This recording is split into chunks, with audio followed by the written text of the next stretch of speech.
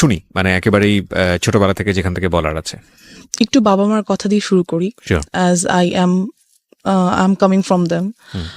আব্বু খুব ছোটবেলায় আমার দাদা মারা যান। আমার বাবা তখন পৃথিবীতে আসেননি, অর্থাৎ আমার দাদির পেটে থাকা অবস্থায় আমার দাদা মারা যান। আচ্ছা।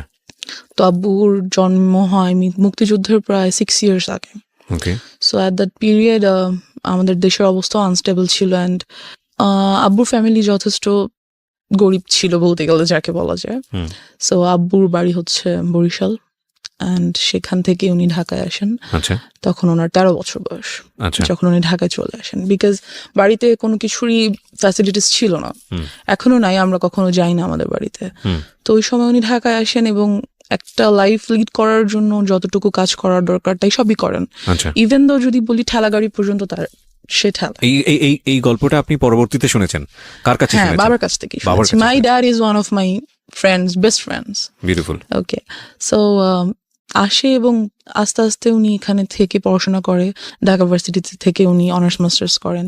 আফটার দ্যাট কামিল যাকে বলে মাদ্রাসা লাইন, সেখান থেকে উনি পড়াশোনা করেন, ডাবল MA যাকে বলে। তো উনি ওটা থেকে উনি বেশ ভালো একটা জব পায়, অ্যান্ড গুড স্যালারি। এই গেল বাবা। আম্মুদের ফ্যামিলিও খুব যে রিচ ছিল তা না, but they were quite good. আম্মু ঢাকায় চলে আসে খুব ছোট বয়সে, ওয়েন অনার্সে এসে ঢাকায় ভর্তি হয়। এখান থেকে উনিও ঢাকা ভার্সিটি থেকে অনার্স মাস্টার্স করেন, অ্যান্ড দেন LLB করেন, অ্যাডভোকেটশিপ নেন। So both of them, as you can see, both of them are educated, so they are busy. An educated person can't sit at home, never. আমার মনে হয় বাবা মাকে দেখে। তো অফিস, আর আমি হওয়ার পর থেকে আমার খালামুনির কাছে থাকি। You were the first child? Yeah, I'm the first child. Okay. আমার পর আমার একটা ছোট বোন আছে। Age gap 8-9। তো আম্মু আমাকে, আমার খালামুনির বাসা ছিল তখন আমাদের বাসা থেকে বেশ দূরে আর কি, অনেকটুকু দূরে। সেখানে আমাকে রেখে আম্মু অফিসে যেত, বিকজ কোনো অপশনস ছিল না। আফটার দ্যাট খালামনিরও বিয়ে হয়ে যায়, জব হয়ে যায়, সো আমি একাই হয়ে যাই বাসায়। কোন বয়সের কথা বলছেন বা কোন ক্লাসে পড়েন তখন? নার্সারিতে পড়েন। মানে আপনি রিয়েলাইজ করতেন বিষয়গুলো? অফকোর্স, আমি এখনো সবকিছু স্পষ্ট মনে করতে পারি, everything, because I felt all of those things happen with me anyways. তো আম্মু আমাকে বাসায় একাই রেখে চলে যেতেন। আমরা যে বিল্ডিংটাতে তখন থাকতাম, ভাড়া থাকতাম, ওখানে 7 তলা বিল্ডিং এর অনেক বাচ্চা কাছে ছিল, যা হয় সবার সাথে খেলাধুলা করতাম। আর মেইনলি আমি ছেলেদের সাথে বেশি খেলাধুলা করতাম ছোট থেকে। আমার কাছে হাড়ি পাতিল খেলা তেমন বেশি পছন্দের ছিল না, বরং ফুটবল ক্রিকেট বেশি পছন্দের ছিল। অনেক কাটাছেড়া করতাম। যেহেতু আম্মু আব্বু নেই, বারণ করার কেউ নেই, আমি আমার মতো। তো সেই থেকে দেখা যায় আমি একা, সবাই তো জানে সেটা, আমি বাসায় একা। এখানে একটা ট্র্যাজেডি বলি, সেটা হচ্ছে আমার যে বড় খালামণি, তার ছোট মেয়ে, she is also now very happy, but at that moment she had lots of relationships and she used to talk about all this. কোথাও গেলে, কারোর সাথে দেখা করতে গেলে আমাকে নিয়ে যেত। So I used to আমি মাত্র নার্সারিতে পড়তাম, এগুলো নিশ্চয়ই এত কিছু বোঝার মতো মেন্টালিটি হয়নি। She had lots of relationship, মানে একদিন এক ছেলের সঙ্গে দেখা করতে যেত, রাইট? দেখা করতে যেত, এবং আমাকে স্কুল থেকে যখন উনি নিয়ে আসতেন বাসায়, তখন দেখা করতে যেতেন। আর আমি দেখতাম কথা বলছে, দেখা করছে, কেন অপোজিট অ্যাট্রাক্টস, উইচ ওয়াজ এই থটটা আমি আস্তে আস্তে বুঝতে পারতে শুরু করলাম at the age of 7 or 6 or 7। যেটা তো কখনই পসিবল না একটা বাচ্চার ক্ষেত্রে, বিকজ আমি ছিলাম ওখানটাতে। যাই হোক, কিছুদিন পর বড় খালামুনিরা বাসা চেঞ্জ করে অন্য কোথাও বাসা নিয়ে নিল। এবার যেটা হলো, আমাদের বিল্ডিং এর নিচ তলায় একটা ভাড়া থাকতো একটা মেয়ে। আমাদের বাসা যেহেতু খালি থাকতো অলওয়েজ, ওর বয়ফ্রেন্ডকে আমাদের বাসায় নিয়ে আসতো। এটা আপনার ফ্যামিলি মেম্বাররা জানতো? না, জানতো না, কেউ জানতো না। নিয়ে আসতো বলতে কি, মানে আপনি যখন ফ্রি থাকতেন তখন আসতো? আমি ফ্রি বলতে ওর বয়ফ্রেন্ডকে নিয়ে আমাদের বাসায় আসতো কথা বলার জন্য, অর সামথিং। তো আমাদের বাসার 2টো রুম ছিল, ভাড়া যেহেতু ছিলাম, 2টো রুম ছিল। সামনে ড্রয়িং রুম, মাঝখানে একটা ছোট ডাইনিং, আর ভিতরে একটা বেডরুম। তো ওই বেডরুমটাতে ও বয়ফ্রেন্ডকে নিয়ে থাকতো। আর ওটার যেটা মেইন প্রবলেম, সেটা হচ্ছে লাগানো যায় না দরজাটা। তো I use to see whatever they use to do, and mention করেই দেই, they use to have physical relationships over there, and আমি দেখতাম তা। দেখতাম, ফিল করতাম লাইক কেন হচ্ছে এটা, বোঝার চেষ্টা করতাম, বা ইটস সামথিং। কিন্তু আপনি কি ওটা আপনার ফ্যামিলি মেম্বারকে নোট করতেন কখনো যে তোমরা না, যখন বাসায় থাকো না নোট তখন? করতে পারিনি, এটারও একটা রিজন আছে। তো ওয়ান ডে আমি ওর আম্মুকে বলি ব্যাপারটা, ওকে, আপুর আম্মুকে, যে আন্টি একটা ভাইয়াকে নিয়ে প্রায় আপু আমাদের বাসায় আসে। আন্টি আপুকে অবশ্যই বকা দেয়, অ্যান্ড আফটার দ্যাট ডে আপু আমাকে টর্চার করে, খুব মারে। যখন আমি অফিসে চলে যায় আপু এসে আমাকে খুবই মারে। আমি একটা জিনিস বুঝতে পারছি না যে আপনার বাবা মা যখন বাসায় থাকছে না তখন আপনাকে গাইডেন্স দিচ্ছে কে? কেউ না, লাইক আমি একাই, স্কুল থেকে বুয়া নিয়ে বাসায় রেখে চলে যেত, হ্যাঁ, খাবার রেডি করা থাকতো, আমি খেতাম, ঘুমিয়ে থাকতাম, হোমওয়ার্ক করতাম, সন্ধ্যায় তো আম্মু চলেই আসতো। আপনাকে স্কুল থেকে পিক অ্যান্ড ড্রপ করতো কে? বুয়া, একটা বুয়া ছিল বাসায়, যে বাসার কাজকর্ম করতো। আর আপনার বাসায় আপনি যখন একা থাকতেন তখন আপনার বাসার আশেপাশের লোকজনের ইজি এন্ট্রান্স ছিল? ইয়া, কোয়াইট আমার কাছে মানে অ্যাবসার্ড মনে হচ্ছে। মনে হচ্ছে না? তাই তো। কারণ একটা যাই হোক। বাসায় একটা মেয়েকে রেখে এসেছি আমি, আশেপাশের লোকজন ঢুকছে বাসায়। Yeah, এবং- that's one of the faults which my mom and dad did. তারা, এটা একটা ভুল যেটা তারা আপনি কখনো করেছে। এগুলো নোটিস করতেন না বাবা মাকে যে আজকে অমুক এসেছিল বাসায় বা এমুক আসছে? করতাম, কিন্তু আপুর ব্যাপারটা করিনি তখনও। বলতাম, সবই বলতাম। আর আসলে আব্বু আম্মু এতটা বিজি ছিল, এতটা বেশি বিজি ছিল, বিকজ ইউনো যেখানে আম্মুর গাইডেন্সটা কম থাকে সেখানে আম্মুর সাথে বন্ধুত্ব হয় না। আর যখন বাচ্চাদের বাবা মার সাথে বন্ধুত্ব না হয় তখন তারা শেয়ার করতে পারে না কোনো কিছু।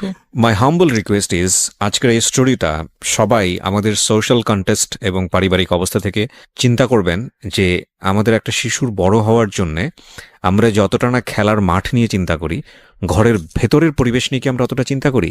এটা খুব খুব খুব important. It's a very serious issue, এবং আমার মনে হয় আজকে ওই জায়গাগুলোকে আমাদের সবার নক করা উচিত। বিকজ ওর লাইফে যেটা ঘটেছে সেটা আরেকজনের লাইফে ঘটুক, আমরা এটা চাই না। It's a social learning, it's a family learning. Okay, এবং আমি ওকে স্যালুট জানাই যে ও নিজেকে এক্সপোজ করে অন্তত আরও 10টা ফ্যামিলিকে সতর্ক করার জন্য এখানে এসছে। জি, তারপর কি হলো? আপনাকে খুব মারলো? হ্যাঁ, খুব মারলো। আমি ভাবলাম আম্মুকে বলবোই যে আপু আমাকে এত মারছে, অ্যান্ড শি টোল্ড মি যে আমি এটা কাউকে বলতে পারবো না, যদি বলি সে আমাকে মেরেই ফেলবে, as I was a child. আর আম্মুকে আমি বললাম ব্যাপারটা, যে আম্মু আপু তো একটা ভাইয়াকে নিয়ে মাঝে মাঝে বাসায় আসে। আম্মু জিজ্ঞেস করলে সে কি করে, কেন আসে, তুমি আসতে দাও কেন, গেট লাগিয়ে রাখো না কেন, ঢুকতে দাও কেন? বললো আপু আমাকে খুব মারে, বকা দেয়, না ঢুকতে দিলে খুব রাগ করে। তো আম্মু এই ব্যাপারটা নিয়ে ওনাদের সাথে কথা বললো, ওই আপুর ফ্যামিলির সাথে। বলার পর যেটা হলো যে তুমুল ঝগড়া দুই ফ্যামিলির মধ্যে। ওরা কি খুব পাশাপাশি ছিল আপনাদের? হ্যাঁ, আমরা ছিলাম 4 তলায়, ওরা ছিল নিচতলায়। আচ্ছা। এই তো খুবই ঝগড়া লাগলো। পরবর্তীতে যে আমাদের বাড়িওয়ালা, উনি আমাদেরকেই বের হয়ে যেতে বললো, Very যেখানে বের হওয়ার কথা ওদের, অ্যাজ ফল্টটা ওদের ছিল, আমার না, বাট আমাদেরকে বের হয়ে যেতে বললো। সো আমরা সামহাও প্রবলেমটা সলভ হলো, ইস্যুটা ঠান্ডা হলো, আপুটা আর আমাদের বাসায় আসে না। ওকে। এবার যেটা হলো, আমার মেন্টালিটি লাইক ওই জায়গাটা থেকে অনেক আনস্টেবল হয়ে গেল, কি বলবো এটাকে, unbalanced. So I use to think like কেন হচ্ছে এই জিনিসগুলো, বা এগুলো কি, কেন, some kind of curiosity. Like of course একটা কিউরিওসিটি গ্রো হ্যাঁ, করলো। like- আপনি তখন নার্সারিতে পড়েন? তখন আমি 1-এ উঠেছি। ওকে। অ্যান্ড আমার কাছে ব্যাপারটা খুবই আনইউজুয়াল লাগতো। ওকে প্রিয় শ্রোতা, গল্পের মাঝখানে ছোট্ট একটা পজ দিচ্ছি সবার জন্য অ্যানাউন্সমেন্ট। জীবন গল্পের পার্ট 2 বইটি বাজারে আসতে যাচ্ছে খুব শীঘ্রই। যারা অ্যাডভান্স বুকিং দিতে চান, কারণ অল্প সংখ্যক বই আমরা বাজারে আনি প্রতি বছরই ফেব্রুয়ারি মাসকে কেন্দ্র করে, যারা অ্যাডভান্স বুকিং দিতে চান এবং ঘরে বসে পেতে চান নামমাত্র মূল্যে, বইটির মূল্য রাখা হয়েছে মাত্র 200 টাকা। তাদের জন্য আমি বলে দিচ্ছি নাম্বারটি, এই নাম্বারে ফোন করে আপনাকে অ্যাডভান্স বুকিং দিতে হবে, এবং এই নাম্বারটি 24 ঘন্টা খোলা থাকে, চাইলে আপনি এই মুহূর্তেই ফোন করতে পারেন। নাম্বারটি হচ্ছে boibajar.com-এর 09611262020। আমি আবারও বলছি এবং ধীরে ধীরে বলছি, প্লিজ নোট করবেন, 09611262020। অ্যাডভান্স বুকিং দিন, 2-1 সপ্তাহের মধ্যেই বইটি আপনার ঠিকানায় পৌঁছে যাবে। বইটির মূল্য রাখা হয়েছে নামমাত্র মূল্য 200 টাকা। ওকে, As I have seen them doing something like that, so আমার কাছে অনেক আনইউজুয়াল লাগতো যে কেন এটা কেন হচ্ছে। আমার একটা ফ্রেন্ড বলা যায় না ঠিক, আমার থেকে সিনিয়র ছিল তখন, ও মেবি ক্লাস 3 or 4-এ পড়ে। I use to talk a lot with her. তো সেই ব্যাপারে আমাকে অনেক কিছু বলে। একটা বাচ্চা কি বা বলতে পারে, 3-4-এর একটা বাচ্চা, যতটুকুই ওর কাছে মনে হয়েছে বা ও যা বুঝে সেখান থেকে বলছে আমাকে।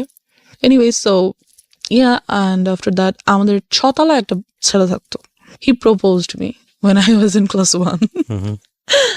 Seems funny. Anyways, so আমাকে প্রপোজ করলো যে I wants to B your boyfriend. So I was like yeah I got a chance. হ্যাঁ, সবার কাছে, আমার কেন নাই? আপুর আছে, ওই আপুর আছে, সেই আপুর আছে, হ্যাঁ That's a আমার point. এরকম করা উচিত। তো আই সেড ওকে।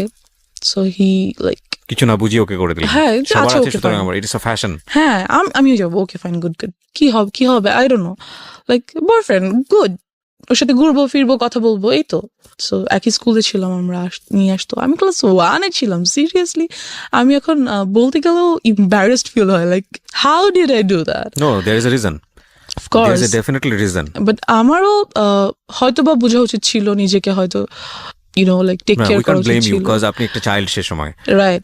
বোঝা উচিত ছিল আপনার প্যারেন্টের। যাই হোক, আমরা সেই ডিসকাশনে পরে ইয়া, যাব। বাট তারা আসলে কিভাবেই বা বুঝবে? আমিও তো তাদেরকে ঠিক Blame ওভাবে করতে বলতে পারি না। পারি নাই। It's a situation actually. Like, Okay. yeah.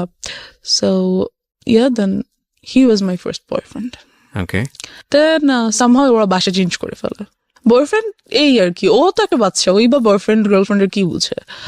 যাই হোক, তো somehow ওরা বাসা চেঞ্জ করে ফেলার পরে I used to like a boy. I used to like him very much because he looked very cute. So বাচ্চা ছিলাম দুজনেই, ও আমার ক্লাসমেট ছিল, তখন আমি 2-তে উঠেছি। এনিওয়েজ, তো এই তারপর আমরা ওখান থেকে বাসা চেঞ্জ করে ফেলি। বাসা চেঞ্জ করে আমার যে বর্তমান বাসা, মানে আমাদের নিজেদের বাড়ি করে ফেলি আর কি, সেখানে চলে আসি। আসবার পর আমরা এখান থেকেই শুরু হয় আমার লাইফের মোস্ট ট্র্যাজিক পার্ট, বিকজ আমাদের যে এলাকাটা মেনশন করছি না, বাট কি বলবো, এলাকা বলা যায় না আসলে। Can any people like live there? I feel, because ওই সময়টাতে ওটা মানুষের বসবাস উপযুক্ত তো ছিল না, I guess. Fine, I want to listen to your Anyways, story. What then, happened there? হ্যাঁ। আমরা একটা মৃত্যুর জন্য যেটা একটা অনুষ্ঠান হয়, কাইন্ড অফ কুলখানি বা কোনো কিছু? কুলখানি? আই ডোন্ট নো, অনেকজনকে ডেকে খাওয়া দাওয়া করায়, সামথিং লাইক দ্যাট। অনেক ছোট ছিলাম, মনে নেই, 2-তে আমি তখন উঠেছি মাত্র। যাই হোক, তো সেখানে আমরা যাই। যাওয়ার পর যেটা হয়, আমরা একটা আমার এক কাইন্ড অফ নানা, মানে আমার আম্মুর খালুজান হয়, ওনাদের গাড়িতে করে সেখানে যাই। তো ওই গাড়ির ড্রাইভার। সো আমি একটু ছোট বাচ্চাই ছিলাম, এই যে।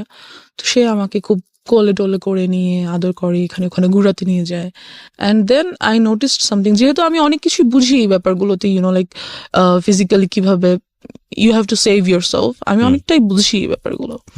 তো he tries to touch my private parts, and আমি বুঝতে পারি ব্যাপারগুলো, ফিল করি। সো আমি ওনার কাছে আর যেতে চাই না। কে ছিল উনি? Driver, as I said. আপনাদের ড্রাইভার? নো, যাদের গাড়িতে করে আমরা গেছি, আমার নানা ভাইয়ের driver. Okay. So he tries to like kind of, এটা first embarrassment of your life. এবং এই ঘটনা ঘটার পরে আপনি কি করলেন? তা আমি যেতে চাই না ওনার কাছে, যে না আমি, মানে ওখানেই আমরা আছি তখনও, কিন্তু আমি আম্মুর কাছে চলে যাই, যে আমি যাবো না ওনার কাছে। কিন্তু আমি কেন যেন আম্মুকে বলতে পারি না, লাইক আমার সাথে এটা হচ্ছে, আমার এটা ফ্রি ভাবে আম্মুকে বলা উচিত, কেন যেন আমার আম্মু আব্বুর প্রতিও ওই ভরসাটা আসে না, যে না আমি বলতে পারি। I don't no Y, but আমি বলতে পারি না। সো আম্মুকে আমি বলি যে আমার ওনাকে ভালো লাগছে না, আমি ওনার কাছে যাবো না। দেন আমরা ওখান থেকে চলে আসি, অ্যান্ড খুবই ট্রিক করে উনি আম্মু আব্বুর নাম্বারটা নিয়ে নেয়, ফোন নাম্বারটা নিয়ে নেয়, যে হ্যাঁ আমরা কোথাও যেতে হলে আমাকে ফোন দিবেন, আসবো, হ্যান ত্যান ফ্যান। যদিও উনি কিন্তু আমার নানা ভাইয়ের পার্সোনাল ড্রাইভার। ওকে। সো বলে যে হ্যাঁ প্লিজ যাবো, হ্যান ত্যান ফ্যান। তারপর আমার নাম্বারটা দিয়ে দেয়, এবং আরো 2বার আমরা 2টো জায়গায় যাই, এবং ওনাকে সাথে করে নিয়ে যাওয়া হয়। আচ্ছা। সো এই হচ্ছে আমার first harassment or something like that. Secondly যেটা হয়, এবং এটা আপনি কাউকে বলেননি? না, এটা আমি কাউকে বলিনি, ইভেন এখনো পর্যন্ত আব্বু আম্মুকে আমি এইভাবে বলিনি। ফার্স্ট টাইম আপনি আজকে বললেন এখানে? আমি যাই বলছি কাইন্ড অফ ফার্স্ট টাইমই, কাউকে বলিনি। This is very unlucky for us, cause আমাদের সোসাইটিতে, আমাদের পরিবারে চাইল্ড সেক্সুয়াল অ্যাবিউজ, এটার যে রেট, এটা খুবই অ্যালার্মিং। আপনারা পত্রপত্রিকায় পড়েন এইসব ঘটনা, খুব এক্সট্রিম লেভেলে যখন চলে গিয়ে একটা বড় ধরনের ক্ষতি হয়ে যায়, তখন সেটা পত্রপত্রিকায় বা সংবাদ টেলিভিশন জায়গাগুলোতে চলে আসে। কারণ বিহাইন্ড দ্য সিন এইগুলো যে কতদিন ধরে এই একটা মেয়ে বা একটা শিশু বা একটা নারী কিভাবে নির্যাতনের শিকার হয়, কিভাবে তাদের মেন্টালি তাদেরকে মানে ভয়ঙ্কর রকমভাবে ড্যামেজ করে ফেলা হয়, আমি জানি না। আমার মনে হয় এই জিনিসগুলোকে আরও বেশি করে এক্সপোজ করা উচিত, বলা উচিত। কজ আমি ভিকটিম, আমি কেন এটা বলতে পারবো না? কোথায় সমস্যা? ট্যাবুটা কোথায়? মানে আমাকে কেউ একজন সেক্সুয়ালি হ্যারাসমেন্ট করেছে, আমাকে কেউ একজন ফিজিক্যালি অ্যাবিউজড করেছে, অথচ সেটা নিয়ে আমি সোসাইটিতে মুখ খুলতে পারবো না, সেটা নিয়ে আমি বলতে পারবো না। কি আশ্চর্য মেন্টালিটি, মানে সেটা নিয়ে বললে আমার দিকেই আঙুল তোলা হবে, সেটা নিয়ে বললে আমাকে মনে করা হবে মেয়েটা খারাপ বা ছেলেটা খারাপ বা ওনার ফ্যামিলি খারাপ। কি ভয়ঙ্কর রকম মানে বাজে মেন্টালিটি আমাদের সমাজের। কিন্তু এই যে আমাদের এই মেন্টালিটিটা, এটাই কিন্তু যুগের পর যুগ এই প্রবলেমগুলো কিভাবে জিয়ে রেখেছে। আজকে যদি পরিবারের কাছে এই মেয়েটা এতটা বেশি সাবলীল হতো, আজকে যদি ওর বলার ক্ষমতা তৈরি হতো, ওকে যদি এনভায়রনমেন্টটা দেওয়া হতো, তাহলে ওর শৈশবটা হয়তো বা এরকম হতে পারতো না। কজ ও বলেছে একটু আগে যে this is the number one. আরও কি যে অপেক্ষা করছে আপনাদের জন্য, আপনারা একটু শুনুন, তাহলে বুঝতে পারবেন। জি বলুন। তারপর যেটা হয়, তো ওই ড্রাইভারের সাথে আমাদের আর দেখা হয় না। Anyways he is vanished somehow. So after that আমার চাচাতো ভাই আমাদের বাসায় থাকতে আসে for some reason. Somehow maybe আমাকে লাইক করতো আর সামথিং। তখন আমি ক্লাস 3-তে উঠেছি। তো ও কত বড় হবে, মেবি 9-10-এ পরে এরকম হবে। আপনি তখন ক্লাস 1-এ? 3-তে পড়ি। 3-তে? বাসায় একদিন হঠাৎ স্কুল থেকে এসে দেখি ও বাসায়। ওই টাইমে যেটা হয়, আমাদের বাসায় একটা পার্মানেন্ট কাজের মেয়ে রাখা হয়। তো মেয়েটা নিজেই যথেষ্ট ন্যাস্টি পার্সন। এনিওয়ে, সো চাচাতো ভাই থাকতে আসে আমাদের বাসায়। তো একদিন আমাদের সবার রুম আলাদা, জর্জার রুম। আমাদের বাসায় 5টা বেডরুম অ্যান্ড জর্জার বেডরুম 4টা। বাট আমি তখন কার সাথে, কাজের মেয়েটা আমার সাথে ঘুমায়, মানে আমার রুমে ঘুমায়। তো আমি একদিন ঘুমিয়ে আছি, ঘুম থেকে ঘুমের মধ্যে আর কি হঠাৎ ফিল করি that someone is like embarrassed, had embraced me, something like that. তো আমি ঘুম ভেঙে যায়, পিছনে ফিরে দেখি যে আমার ভাইয়া। তো আই ওয়াজ লাইক, চিল্লাবো না কান্না করবো না কি করবো কিছু বুঝতেই পারি না। দেন আই ওয়াজ লাইক, ভাইয়া এখানে কি করো, হ্যান ত্যান। আমি উঠে বসে যাই। বসে যাওয়ার পরে তো বুঝতে পারে যে কাজের মেয়েটা নিচে ঘুমাচ্ছে। তো বুঝতে পারে যে আমি যদি এখন কিছু বলি তাহলে কাজের মেয়েটা উঠে যাবে, আম্মু আব্বু চলে আসবে।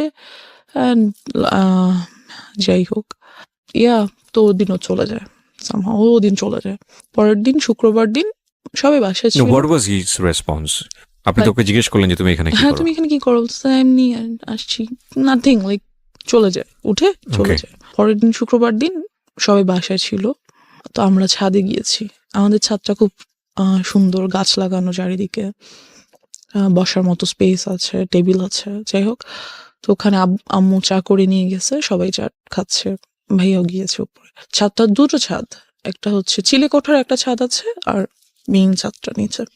তো আমি আর আমার কাজের মেয়েটা চিলে কোঠার ছাদে উঠেছি।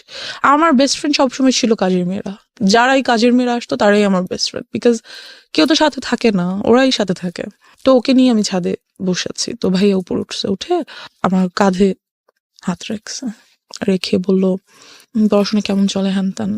বললাম হ্যাঁ ভালো। বলতেছে কোনো ম্যাথে প্রবলেম হলে আমাকে দেখাও, ইত্যাদি ইত্যাদি কথা বলতেছে। And he tried the same thing that I faced with that driver.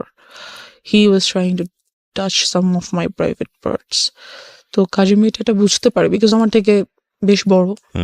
তো আমাকে বলে, আপু চলে নিচে চলে যাই। তো আমিও ফিল করছিলাম, লাইক হ্যাঁ নিচে চলে, বাট ভাই আমাকে যেতে দিচ্ছে না। না থাকো, এখানে কত সুন্দর লাগছে, পরিবেশটা ভালো লাগছে, যেতে দিচ্ছে না। এই গেল সামহাও। তো আমি চলে আসি নিচে, কিছুক্ষণ বাদে চলে আসি। তাই আম্মুকে বলি ব্যাপারটা, যে আম্মু ভাইয়া আমার সাথে, আমি আম্মুকে ডাইরেক্টলি বলি যে আম্মু ভাইয়া আমার প্রাইভেট পার্স টাচ করার চেষ্টা করে। এটা বলার পর আমার চাচার সাথে আর কি আব্বুর তুমুল ঝগড়া হয়। ও তার মানে আলটিমেটলি আমি একবার বলে ফেলি, হ্যাঁ একবার বলি আম্মুকে, আম্মু আব্বুকে বলে, দেন তো ওদের সাথে খুবই ঝগড়া হয়। আর ওই ভাইয়াকে আমাদের বাসায় আসতে মানা করে দেয়। এখন ব্যাপার হচ্ছে আব্বু আম্মুই বা কি করবে, এতবার, এতজন, এত মানুষ, কয়জনকে বাসায় আসতে মানা করবে, কয়জনকে ধরে রাখবে, দরজা কি সবসময় বন্ধ রাখবে বাসার? এটা তো সম্ভব না। যাই হোক, সামহাও ওটা চলে যায়। আমি তখনও ক্লাস 3-তে, এবং আম্মু আমার জন্য একটা টিচার রাখে। আমার বাসায় কখনো টিচার ছিল না, আম্মুই পড়াতো। বাট তখন দেখা যায় যে আম্মু তখন অ্যাডভোকেটশিপটা ছেড়ে দেয়, ছেড়ে দিয়ে আম্মু একটা গভর্নমেন্ট জব নেয়। এতে করে যেটা হয় যে আম্মু খুবই বিজি হয়ে যায়। ওখানে তো অ্যাডভোকেটশিপে হচ্ছে কেস পাবো, যাবো, এরকম কিছু পাবো না, বাসায় আছি। বাট একটা জব ইজ 9 to 5 ডিউটি। আর আম্মুর যেই অফিসটা পড়ে যায় অনেক দূরে, সেখানে যেতেই প্রায় 1.5-2 ঘন্টার মতো লাগে। সো আমাকে একেবারেই টাইম দিতে পারে না। বাট তখন যেটা হয়, আমার খালামণিকে তারা আমাদের বাসায় নিয়ে আসে, খালামণি আর তার হাজব্যান্ডকে। অ্যান্ড আমার সেফটির জন্য আব্বু আম্মু তাদেরকে একটা ফ্ল্যাট গিফট করে দেয় আমাদের বাসায়, ওকে, যে যাতে আমার ছেলে মেয়েরা সেফ থাকে এই জন্য। তো খালামণিও জব করে, মেইন প্রবলেম এখানেই। তো দেখা যায় সেটা আসলে কি বলবো, সবসময় সবাই সবকিছু বুঝে না, ইউনো, অনেক সময় আমরা অনেক কিছু দেখেও দেখতে পারি না, ব্যাপারটা এরকম। প্রিয় শ্রোতা, জীবন গল্পের এখন পর্যন্ত সেরা কয়েকটি গল্প এবং রেডিওতে অপ্রকাশিত একটি গল্প, একটি বিশেষ গল্প নিয়ে এবারের বই প্রকাশ হতে যাচ্ছে জীবন গল্প পার্ট 2। যারা এই বইটি ঘরে বসেই সংগ্রহ করতে চান, কারণ অল্প সংখ্যক বই বাজারে আনা হয় প্রতি বছরই ফেব্রুয়ারি মেলাকে কেন্দ্র করে, বইমেলাকে কেন্দ্র করে, তারা ফোন দেবেন এই নাম্বারে। নাম্বারটি হচ্ছে boibajar.com-এর এবং নাম্বারটি হচ্ছে 09611262020। আমি আবারও বলছি 09611262020। এই নাম্বারটিতে ফোন দিন। বইয়ের মূল্য রাখা হয়েছে সর্বসাকুল্যে 200 টাকা মাত্র। ওকে, যেখানটা আমরা ছিলাম। যাই হোক, তো খালামণি থাকে, তো আমার জন্য একটা টিচার রাখা হয়। টিচারটাকে বলা হয় যে তুমি সন্ধ্যায় আসবো, কারণ আমি সন্ধ্যা বাসায় আসবো। আম্মু বলে যে আমি সন্ধ্যায় আসবো আর তুমিও সন্ধ্যায় আসবো। Your mom is lawyer. Yeah, that time উনি কি প্র্যাকটিসে ছিল? না, উনি তখন প্র্যাকটিস ছেড়েছে, মাত্র নিউ ছেড়ে একটা গভর্নমেন্ট জবে ঢুকলো। ওকে, তো ওনাকে বললো যে সন্ধ্যার পর আসতে, যেহেতু সন্ধ্যার পর আমার অফিস থেকে আসবে। এই তো আমাদেরকে আমার রুমে বসে পড়তে নিষেধ করে দেওয়া হলো। যেটা করা হলো যে ড্রয়িং রুমে বসে পড়বে, যাতে আমি দেখতে পারি তোমাদেরকে। যাই হোক, তো আম্মু ড্রয়িং রুমের বরাবরই ডাইনিং রুমে বসে আম্মু অফিসের কাজ করতো ল্যাপটপে, আর আমি স্যারের কাছে পড়তাম। তা অনেক সময় দেখা যায় সব সময় কি আর সন্ধ্যার পর আম্মু চলে আসতে পারে, রাস্তায় জ্যাম থাকে, অফিসে কাজ থাকে, অনেক কিছুই। সো ইয়া, এরকমই মাঝে মাঝে হতো। অ্যান্ড আমার স্যারকে খুব ভালো লাগতো, কারণ স্যার আমাকে খুব আদর করতো, খুব সুন্দর করে বুঝাতো, একটা টিচারকে যেভাবে ভালো লাগা উচিত। That's it. তো স্যার যেটা করে যে আমাকে অলওয়েজ স্কুলে নিয়ে পড়ায়। ওয়াই? স্যার বলতে কি, হোম টিউটর আমরা কেমন রাখি একটা বাচ্চার জন্য, অনার্সে পড়ুয়া কোনো ছেলে বা মেয়ে এরকম। তো সে আমাকে অলওয়েজ স্কুলে নিয়ে বসিয়ে পড়াতো। ছোট থেকে আমি খুব হেলদি ছিলাম, so he used to do the same things.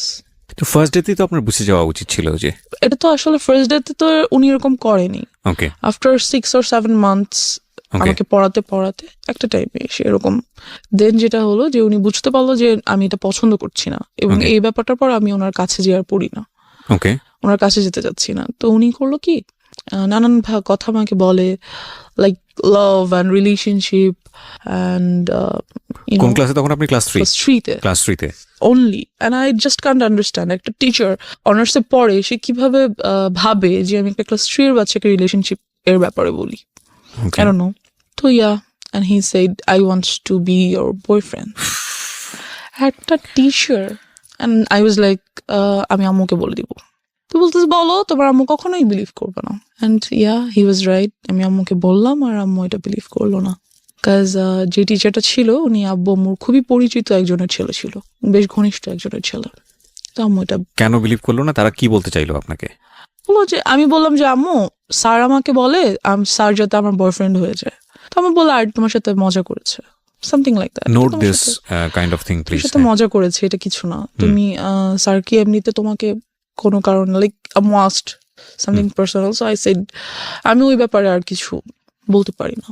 I don't know why. আমি সবসময় এখানটাতে যে আটকে যাই, আম্মুকে বলতে পারি না কেন জানি। আচ্ছা, আপনি আমাকে একটু বলেন যে আগের যে দুটো ঘটনা আপনি আপনার ফ্যামিলিকে জানিয়েছিলেন, তারা কি আপনাকে কোনোভাবে ব্লেম করেছিল? না, করেনি। বা ওরা সেটাকে ওভারকাম করার চেষ্টা করেছে, যেমন ভাইয়াকে বাসায় আসতে মানা করে দিল। এর আগে যে কাহিনীটা বললাম সেটা তো ডেফিনেটলি তারা করেছে, আপনি এটা বলেছেন, কিন্তু থাকে না অনেক সময় আপনাকে দোষ দিয়ে দেওয়া, মেয়েদেরকে দোষ দিয়ে দেওয়া, এটা করেনি। আমার আম্মু এডুকেটেড পারসন, তারা বুঝতে পারে ব্যাপারগুলো। আচ্ছা ফাইন, তো আপনাকে কোনোভাবে কি বুঝিয়েছিল যে দেখো কোনটা গুড টাচ কোনটা ব্যাড টাচ, এবং এরকম হলে তোমার কি করতে হবে? এটা আমাকে বুঝায়নি। কারণ হচ্ছে আপনি নিজেও কি কোনো গ্লুমি সেন্সে ছিলেন যে আসলে কি হচ্ছে, কেনই বা এরকম হচ্ছে? আমি অফ কোর্স ছিলাম। I was very confused because ওই পর্যন্ত আমি জানতাম না, যদি আমি সরাসরি বলি সেক্সুয়ালিটি কি আমি জানতাম না, I didn't new, so I had to face them. So আপনাকে আপনার ফ্যামিলি মেম্বাররা ক্লিয়ার করেনি যে মা আসলে এই জিনিসটা এরা ট্রাই করছে, that is actually bad thing, so you have to be aware of? এটা কখনো বলেনি। সো আপনি নিজে থেকে একটা ধোঁয়াশার মধ্যে ছিলেন। আপনার কোয়ারি হতো না, বাবা মাকে জিজ্ঞেস করতেন না যে মা আসলে সবাই কেন এরকম করছে? হতো, বাট আমি কেমন করে মানে আমি কেন যেন আনকমফোর্টেবল ফিল করতাম ওই ব্যাপারটাতে জিজ্ঞেস করতে, লাইক আমার ভালো লাগতো না, বা আমি চেতাম না, বা চাইলেও পারতাম না, এরকম কিছু। তো যাই হোক, তো স্যারকে বলা হলো। তো স্যার আমাকে 1.5 year পড়াইছে। দ্যাট টাইম যখন 1 year কাছাকাছি প্রায়, তো he gave me a love letter. সে সেখানে লিখেছে, আমি তোমাকে অনেক পছন্দ করি, তোমাকে আমি অনেক আদর করব, তুমি ঠিক মতো পড়াশোনা করো, বড় হও, দেন আমি তোমাকে বিয়ে করব, হ্যান ত্যান ফ্যান। তো আমি আম্মুকে দেখানোর পরিবর্তে সেটা আমার ফ্রেন্ডকে দেখালাম, আচ্ছা স্কুল ফ্রেন্ডসদেরকে। হ্যাঁ। তখন আমি পড়ি ক্লাস 3-তে। যে কাহিনীটা হলো সেটা হচ্ছে ওই ব্যাপারটা নিয়ে পুরো স্কুলে কাহিনী হয়ে গেল। তো যে ওই মেয়েটাকে ওর স্যার লাভ লেটার দিছে, এন্ড প্রিন্সিপাল আম্মুকে ডাকলো। ও এবং কাহিনী গুলি শুধু করেছে এক জায়গায়, লেগেছে আরেক জায়গায়, এরকম একটা অবস্থা। কাহিনীটা শুধু ওই পর্যন্তই হলো না যে লাভ লেটার হয়ে গেল, ওরা বিয়ে করবে, ওদের কতদিন পরে ওদের বেবি হবে, হ্যান ত্যান, বাচ্চারা যা করে নর্মালি, মানে বিশাল কাহিনী, পুরো স্কুল জানাজানি হয়ে গেল এটা। আম্মুকে কিন্তু আমি তখনও বলিনি, ইভেন দো লাভ লেটারটা আমি স্যারকে কোনো রিপ্লাইও করিনি, কিছুই না, বাট ব্যাপারটা পুরো স্কুলে কাহিনী হয়ে গেল। অ্যান্ড প্রিন্সিপাল ডাকলো আম্মুকে। ওকে সো আম্মু গেল, ক্লাস টিচার, প্রিন্সিপাল সবাই মিলে বললো আম্মুকে যে এরকম এরকম কি হয়েছে, আমরা তো জানি না, কেন স্কুলে এত গুজব, হ্যান ত্যান। যেটা ওদেরকে বলা হলো যে আপনি আপনার মেয়েকে স্কুল থেকে নিয়ে যান, ডিরেক্টলি বলা হলো যে নিয়ে যান স্কুল থেকে, আপনার মেয়ে আজে বাজে গল্প করে, ও বাকি বাচ্চাদেরকে নষ্ট করে ফেলবে। আমি কিছুই করি নাই, কি বা করবো, আর আমি বুঝি বা কি বলবো বা কি, আজে বাজে গল্প বা কি করবো। বাট যাই হোক, এরকমটা বলা হলো, অ্যান্ড ও স্কুল থেকে আমাকে নিয়ে আসা হলো, আম্মু নিয়ে আসলো, অ্যান্ড ওই টিচারটাকে বাদ দিয়ে দিল। দেন আপনি তো ফ্যামিলিকে বললেন যে ঘটনাটা কি ছিল? আমাকে লেটারটা দেখালাম, আচ্ছা তারপর? That's it. তো লেটারটা দেখে আম্মু আমাকে কিছুই বললো না, আর কিছু জিজ্ঞেস করেন? নাথিং, সে জাস্ট টিচারটাকে বাদ দিয়ে দিল। দিয়ে ইট ওয়াজ আ ওয়ান কাইন্ড অফ, আমি জানি না বাবা মায়ের ক্ষেত্রে আমি কি ওয়ার্ডটা ইউজ করবো, because they are just gifted from Allah. But see, আপনি যখন যেদিন প্রথম দিন বলেছিলেন আপনার মাকে যে he wants to love me, ওই সময় যদি সে বিশ্বাস করে স্টেপটা নিয়ে নিত, তাহলে কিন্তু আজকে এইরকম একটা ডিজাস্টার হতো না আপনার লাইফে। সি, এটা কত বড় হচ্ছে। ও কিন্তু, আপনারা একটা জিনিস খেয়াল করবেন ভেতরে গিয়ে, আমি বারবার ইন্টারাপ্ট করছি, ও বারবার এম্বারেস ফিল করছে ফ্রম ড্রাইভার, যে গেল ড্রাইভার, বাসায় আসলো কাজিন, আত্মীয় সম্পর্ক, সেও তাকেও বের করে দেওয়া হলো, ইভেন ইট ইজ টিচার, সেও চলে গেল। এবং কোথায় ক্ষতি হলো দেখেন, ওর স্কুল যেখানে ওর ফ্রেন্ডসরা আছে, যেখানে ওর অনেক বড় একটা বন্ডেজ তৈরি হয়েছে, সেখান থেকে ওকে কুইট করে নিয়ে আসতে হচ্ছে। তার মানে ওর এই জিনিসটা সম্পর্কে কিরকম ভয়াবহ একটা সেন্স ওর চাইল্ডহুডে গ্রো করছে। মানে আমরা কিরকম একটা সোসাইটিতে বসবাস করি। ওকে, তারপর? যে স্কুলটাতে আমি ছিলাম ওটা অনেক স্বনামধন্য স্কুল ছিল, আমরা মেনশন করতে চাই না, মেনশন করছি না, অনেক সিনারি বাংলাদেশে এরকম বিহাইন্ড আন্ডার দ্য সিন এরকম। হ্যাঁ, ওখান থেকে এসে আমার এলাকার একটা স্কুলে ভর্তি হতে হলো। ওকে। তো ওখানে ভর্তি হওয়ার পর যেটা হলো যে ওই টিচারটা যাকে আমি বাদ দিয়ে দিয়েছে, সে মাঝে মাঝে স্কুলের সামনে এসে দাঁড়িয়ে থাকে, and এই ব্যাপারটাও আমি আম্মুকে বললাম। চিপস নিয়ে আসে, চকলেট নিয়ে আসে, বেলুনস নিয়ে আসে, হ্যান ত্যান। তো আম্মুকে অনার্সে পড়ুয়া, হ্যাঁ অনার্সে পড়বো, মেবি ফার্স্ট আর সেকেন্ড ইয়ারে পরে এরকম কিছু হবে। যাই হোক, তো নিয়ে আসে, তো আমি আম্মুকে বললাম যে আম্মু স্যার প্রতিদিন এসে দাঁড়িয়ে থাকে, আমাকে নিয়ে যেতে চায়, বাসায় পিছন পিছন আসে, বেলুন দেয়, চিপস চকলেট দেয়, হ্যান দেন। তো আম্মু করলো কি, আমাকে আনা নেওয়া করার জন্য একটা বুয়া রেখে দিল 1000 টাকা বেতন দিয়ে, যাতে অ্যাটলিস্ট ওই লোকটা না দাঁড়িয়ে থাকতো। এবার যে টিচারটা রাখলো, ওর বাবা মা অনেক নিম্নমানের আর কি, খুব গরিব, তারা স্লামে থাকে। ওর বড় আপুর বিয়ে হয়ে গেছে, সেখানে একটা বেবি আছে, হাজবেন্ড ছেড়ে দিচ্ছে, লাইক ওদের ফ্যামিলিতে খুব ট্র্যাজেডি। বাট ওই ছেলেটা খুবই ব্রিলিয়েন্ট, অলওয়েজ স্কলারশিপে পড়াশোনা করছে, এখন অনার্সে যে উঠছে সেটাতেও উনি ফ্রি পড়াশোনা করছে, ইংলিশের teacher. And as you can see, I am quite good at English. বলবো just because of him? No, not like that. Not He like teaches that. you. Yeah, he teached me. He teached good, but one more tragedy over here. যাই হোক, তো উনি এরকম কিছুই ছিলেন না, বরং খুবই রাগী, বদমেজাজি অ্যান্ড টর্চারেবল টিচার ছিলেন। পড়া না করে রাখলে মারতেন, এবং প্রচুর মারতেন। কোন ক্লাসে তখন আপনি? আমি তখন ক্লাস 4-এ পড়ছি, প্রায় শেষের দিকে। ওকে। যাই হোক, তো অ্যান্ড একটা টাইমের পরে দেখা গেল যে পড়া না করার জন্য আমার সেক্সুয়ালি হ্যারাসড হতে হবে। মানে কি? What was the story? Tell me, what was the first day storyটা কি ছিল? যেটা হলো যে আম্মু ওনাকে রাখলো, অ্যান্ড এই টিচারটাকে আর আম্মু রাতে আসতে বললো না, কারণ আম্মু ওনাকে অনেক বিলিভ করতো, অ্যাজ ওর বাবা মা আমাদের কাছ থেকে অনেক ফেভার নিত, অনেক ফেভার নিত। সো আম্মু অ্যাটলিস্ট ভাবছে যে ওর বাবা মাকে আমরা এত ফেভার করি, সেটা আমাদের প্রতি লয়াল থাকবে। বাট এরকম কিছুই হলো না। যাই হোক, তো উনি বাসায় আসতেন, অ্যান্ড আমাকে বকা দিতেন। বাসায় কেউ ছিল না, আমার ছোট বোনটা ডে শিফটে পড়ার কারণে সকালে 10টায় বের হতো, আস্তে আস্তে সন্ধ্যা 6টা 7টা বেজে যেত। কোচিং টোচিং করে একবার বাসায় আসতো, তো জি। দেখা গেছে যে আমি বাসায় একা। সো আমার বোনটা বুঝতে পারতো that he is trying to do something with me, and সে সেটা আম্মুকে বলতো। আই ডোন্ট নো কেন আম্মু কেয়ার করে নাই, না কেন আম্মু এটা বুঝতে পারে নাই, আমি জানি না। এনিওয়েজ, সো সে আমাকে পড়া না করার জন্য আমার প্রাইভেট পার্টে মারতো। কিভাবে এক্সপ্লেন করবো, আই ডোন্ট নো। না, you don't need to. So he used to do all the things which I didn't like at all. What is this? Dude, what are you doing? একটা teacher এরকম করতে পারে না। So সে আমাকে 1 বছর পড়ালো, আমার result অনেক ভালো হলো, বাট আরেক সাইড দিয়ে রেজাল্ট হয়তো অনেক খারাপ হয়ে গেল। আমার mentality or my thoughts were hurt. Then ব্যাপারটা আমি আম্মুকে বললাম না, কিন্তু খালামণিকে বললাম। মানে আর কত আর বলা যায়? কত? দেন আমি খালামণিকে সব বললাম এবং খালামণির কাছে খুব কান্নাকাটি করলাম। তো খালামণি বুঝতে পারলো ব্যাপারটা। অ্যান্ড মেনশন করে দিই, খালামণি একজন psychologist. Oh very good. Psychologist or psychiatrist? Whatever, I don't know. সে কি ট্রিটমেন্ট করে? না, ছেড়ে দিয়েছি, এটাও নিয়ে ছেড়ে দিয়েছি। সাইকিয়াট্রিস্ট, হ্যাঁ। হোয়াটএভার। সো আমি খালামণিকে বলার পরে খালামণি ব্যাপারগুলো আম্মুকে খুব ভালোভাবে শেয়ার করলো। আম্মু যেটা হলো যে বুঝার পরিবর্তে আম্মু খুব রাগ হয়ে গেল যে আমি কি করব, কয়টা টিচার চেঞ্জ করব, একটা আনছি এটাও বলে এটা, আরেকটা আনছি এটাও বলে এটা, সবগুলাকে বাদ দিচ্ছি। এটা কি ও আসলেই এরকম হচ্ছে, নাকি ও পড়াশোনা করতে যাচ্ছে না? কি করব, কয়টা টিচার বাদ দিব, টিচার পাবো কোথায়? অ্যান্ড আমাদের যে এরিয়াটা ছিল সেখানে ভালো টিচার পাওয়াও খুব মুশকিলের ব্যাপার ছিল।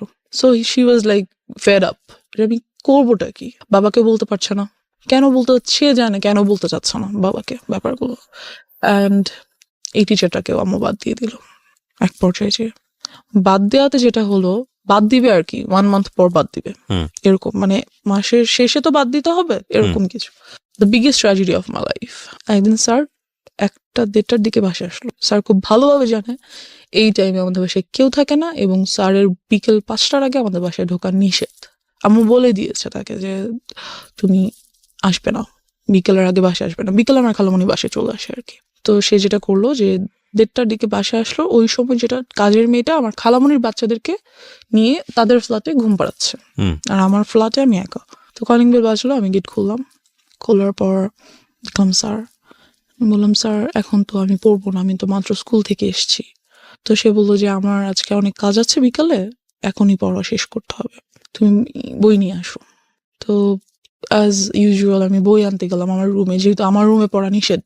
কাজ আম্মু ড্রয়িং রুমে, আমার রুমে পড়া নিষেধ ছিল, ড্রয়িং রুমে পড়তে হতো। যাই হোক, তো আমি বই আনতে আমার রুমে যাই, and he enters the flat, আর উনি দরজাটা অফ করে দেয়, মেইন গেটটা অফ করে দেয়। মেইন গেট অফ করে না, মেইন গেটে চাপিয়ে দেয় আর কি, লাগিয়ে দেয়, চিটকড়ি লাগায় না। অ্যান্ড আফটার দ্যাট আমি আমার রুম থেকে বই আনতে যাই, আর উনিও আমার পিছনে পিছনে আমার রুমে চলে যায়। যেটা উনি করে সেটা হচ্ছে আমার রুমের দরজাটা উনি আটকে দেয়। আটকে উনি আমাকে ফার্স্টে 2টা চড় দেয়, দিয়ে একটা লাথি মেরে খাটের মধ্যে ফেলে দেয়।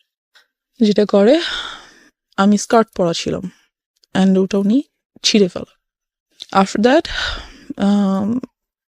উনি আমাকে আমার পায়ের উপরে পা দিয়ে, হাঁটু দিয়ে বসে, আমার গলার উপরে কোলবালিশ দিয়ে দেয়, আর মুখটা খুব জোরে চেপে ধরে। So I was like stuck. হয়তো আল্লাহই কোনোভাবে হেল্প করছে আমাকে, যে ঠিক ওই টাইমটাতেই আমাদের মাঝখানের ফ্ল্যাটের এক ভাড়াটিয়া উপরে আসে, তার চিনি লাগবে। সো এসে উনি দেখে যে দরজায় টিচারের ছেলেদের জুতা, যেহেতু আমাদের বাসায় ছেলেদের জুতা আসে না, থাকে না কখনো। সো নক করা মাত্র দরজাটা খুলে যায়, ধাক্কা দেওয়া মাত্র ঢুকেই ফিল করে যে ভিতরে আমার রুমে কেউ আছে, and something is going on. আমি হয়তো চিল্লাতে পারছিলাম না, বাট সাউন্ড তো করতে পারছিলাম, ধস্তাধস্তি তো করছিলাম। সো উনি বুঝতে পারে ব্যাপারটা, বুঝে উনি খুবই প্রচন্ড জোরে আমার দরজায় নক করে, অ্যান্ড স্যার নকটা শুনেই আমাকে ছেড়ে উঠে দাঁড়িয়ে দরজাটা খুলে টেবিলে চলে যায়, যে বসে থাকে, অ্যান্ড আমার দিকে জাস্ট একবার তাকায়, লাইক আ লুক, আমাকে সাবধান করে দাও, হেই ডোন্ট ইউ ডেয়ার, কাউকে বলা যাবে না, সামথিং লাইক দ্যাট। তো আমি যেটা করি, আমি দৌড়ে আন্টিকে জড়িয়ে ধরি, অ্যান্ড কান্না করে দিই, আন্টির কাছে কান্না করি খুবই, যে আন্টি আমাকে কোলে নিয়ে ওনাদের বাসায় চলে যায়। তখন আমি ক্লাস 5-এ পড়ি। নিয়ে যায় এবং জিজ্ঞেস করে কি হয়েছে। ইতিমধ্যে স্যার বাসা থেকে বেরোয় চলে যায়। এরকম একটা অ্যাটাক উনি কেন করলো? কোন Because ওই ধরনের যে কোন আমি রেশারেশি? খালামণিকে বলেছি, ও, তার আম্মু যে তার মাকে বলেছে, তার so ওনাকে কি বিষয়টা আগে থেকে নক দেওয়া হয়েছিল আপনার ফ্যামিলি থেকে, না তোমাকে বাদ দিয়ে দেওয়া হচ্ছে বা এরকম এই মাসি? Maybe I don't know. অবশ্যই না হলে উনি এরকম করার তো কথা না। Okay, so what was his intents basically? কি ট্রাই, মানে কি চাচ্ছিল সে, যেহেতু জিনিসটা হয়তো সে ভাবছে যে আমাকে যেহেতু বাদ দিয়েই দিচ্ছে, আমার নামে একটা বদনাম হচ্ছেই, তাহলে বদনামটা কিছু না করে কেন হবে, আমি কিছু করি দেন হোক। Maybe something like that. কিছু যে সে করেনি তা তো না, কিছু তো সে করেছে, Right. কিছুটার তো আর বদনাম হবে না। যখন বলে বদনাম হবে তখন তো ফুল বদনামটাই হবে। ফুলটাই হবে, সো Okay. সে চাইছে তো আমি ফুলই করি, Okay, কেন যাই হোক। করবো না। তারপরে কি হলো Something আপনার like খালামণির সঙ্গে? that. খালামণি না, সরি, আন্টি আর কি। আন্টি, পাশের বাসার আন্টি, পাশের হ্যাঁ। বাসার আন্টি। তো আমি খুব তখন তো বাসায় কেউ নেই, তো কান্নাকাটি করার পরে আম্মুকে আন্টির সাথে সাথে ফোন করলো। হুম। ফোন করে ব্যাপারটা বললো। বলার পরে আম্মু বললো আচ্ছা ভাবি, ওকে আপনি আপনার কাছে রাখেন। আমি এতটাই ভয় পেয়ে গেছিলাম যে এর পরের 1 মান্থ আমি ঘুমাতে পারিনি রাতে। ও, আপনার মা এসে কি করলো?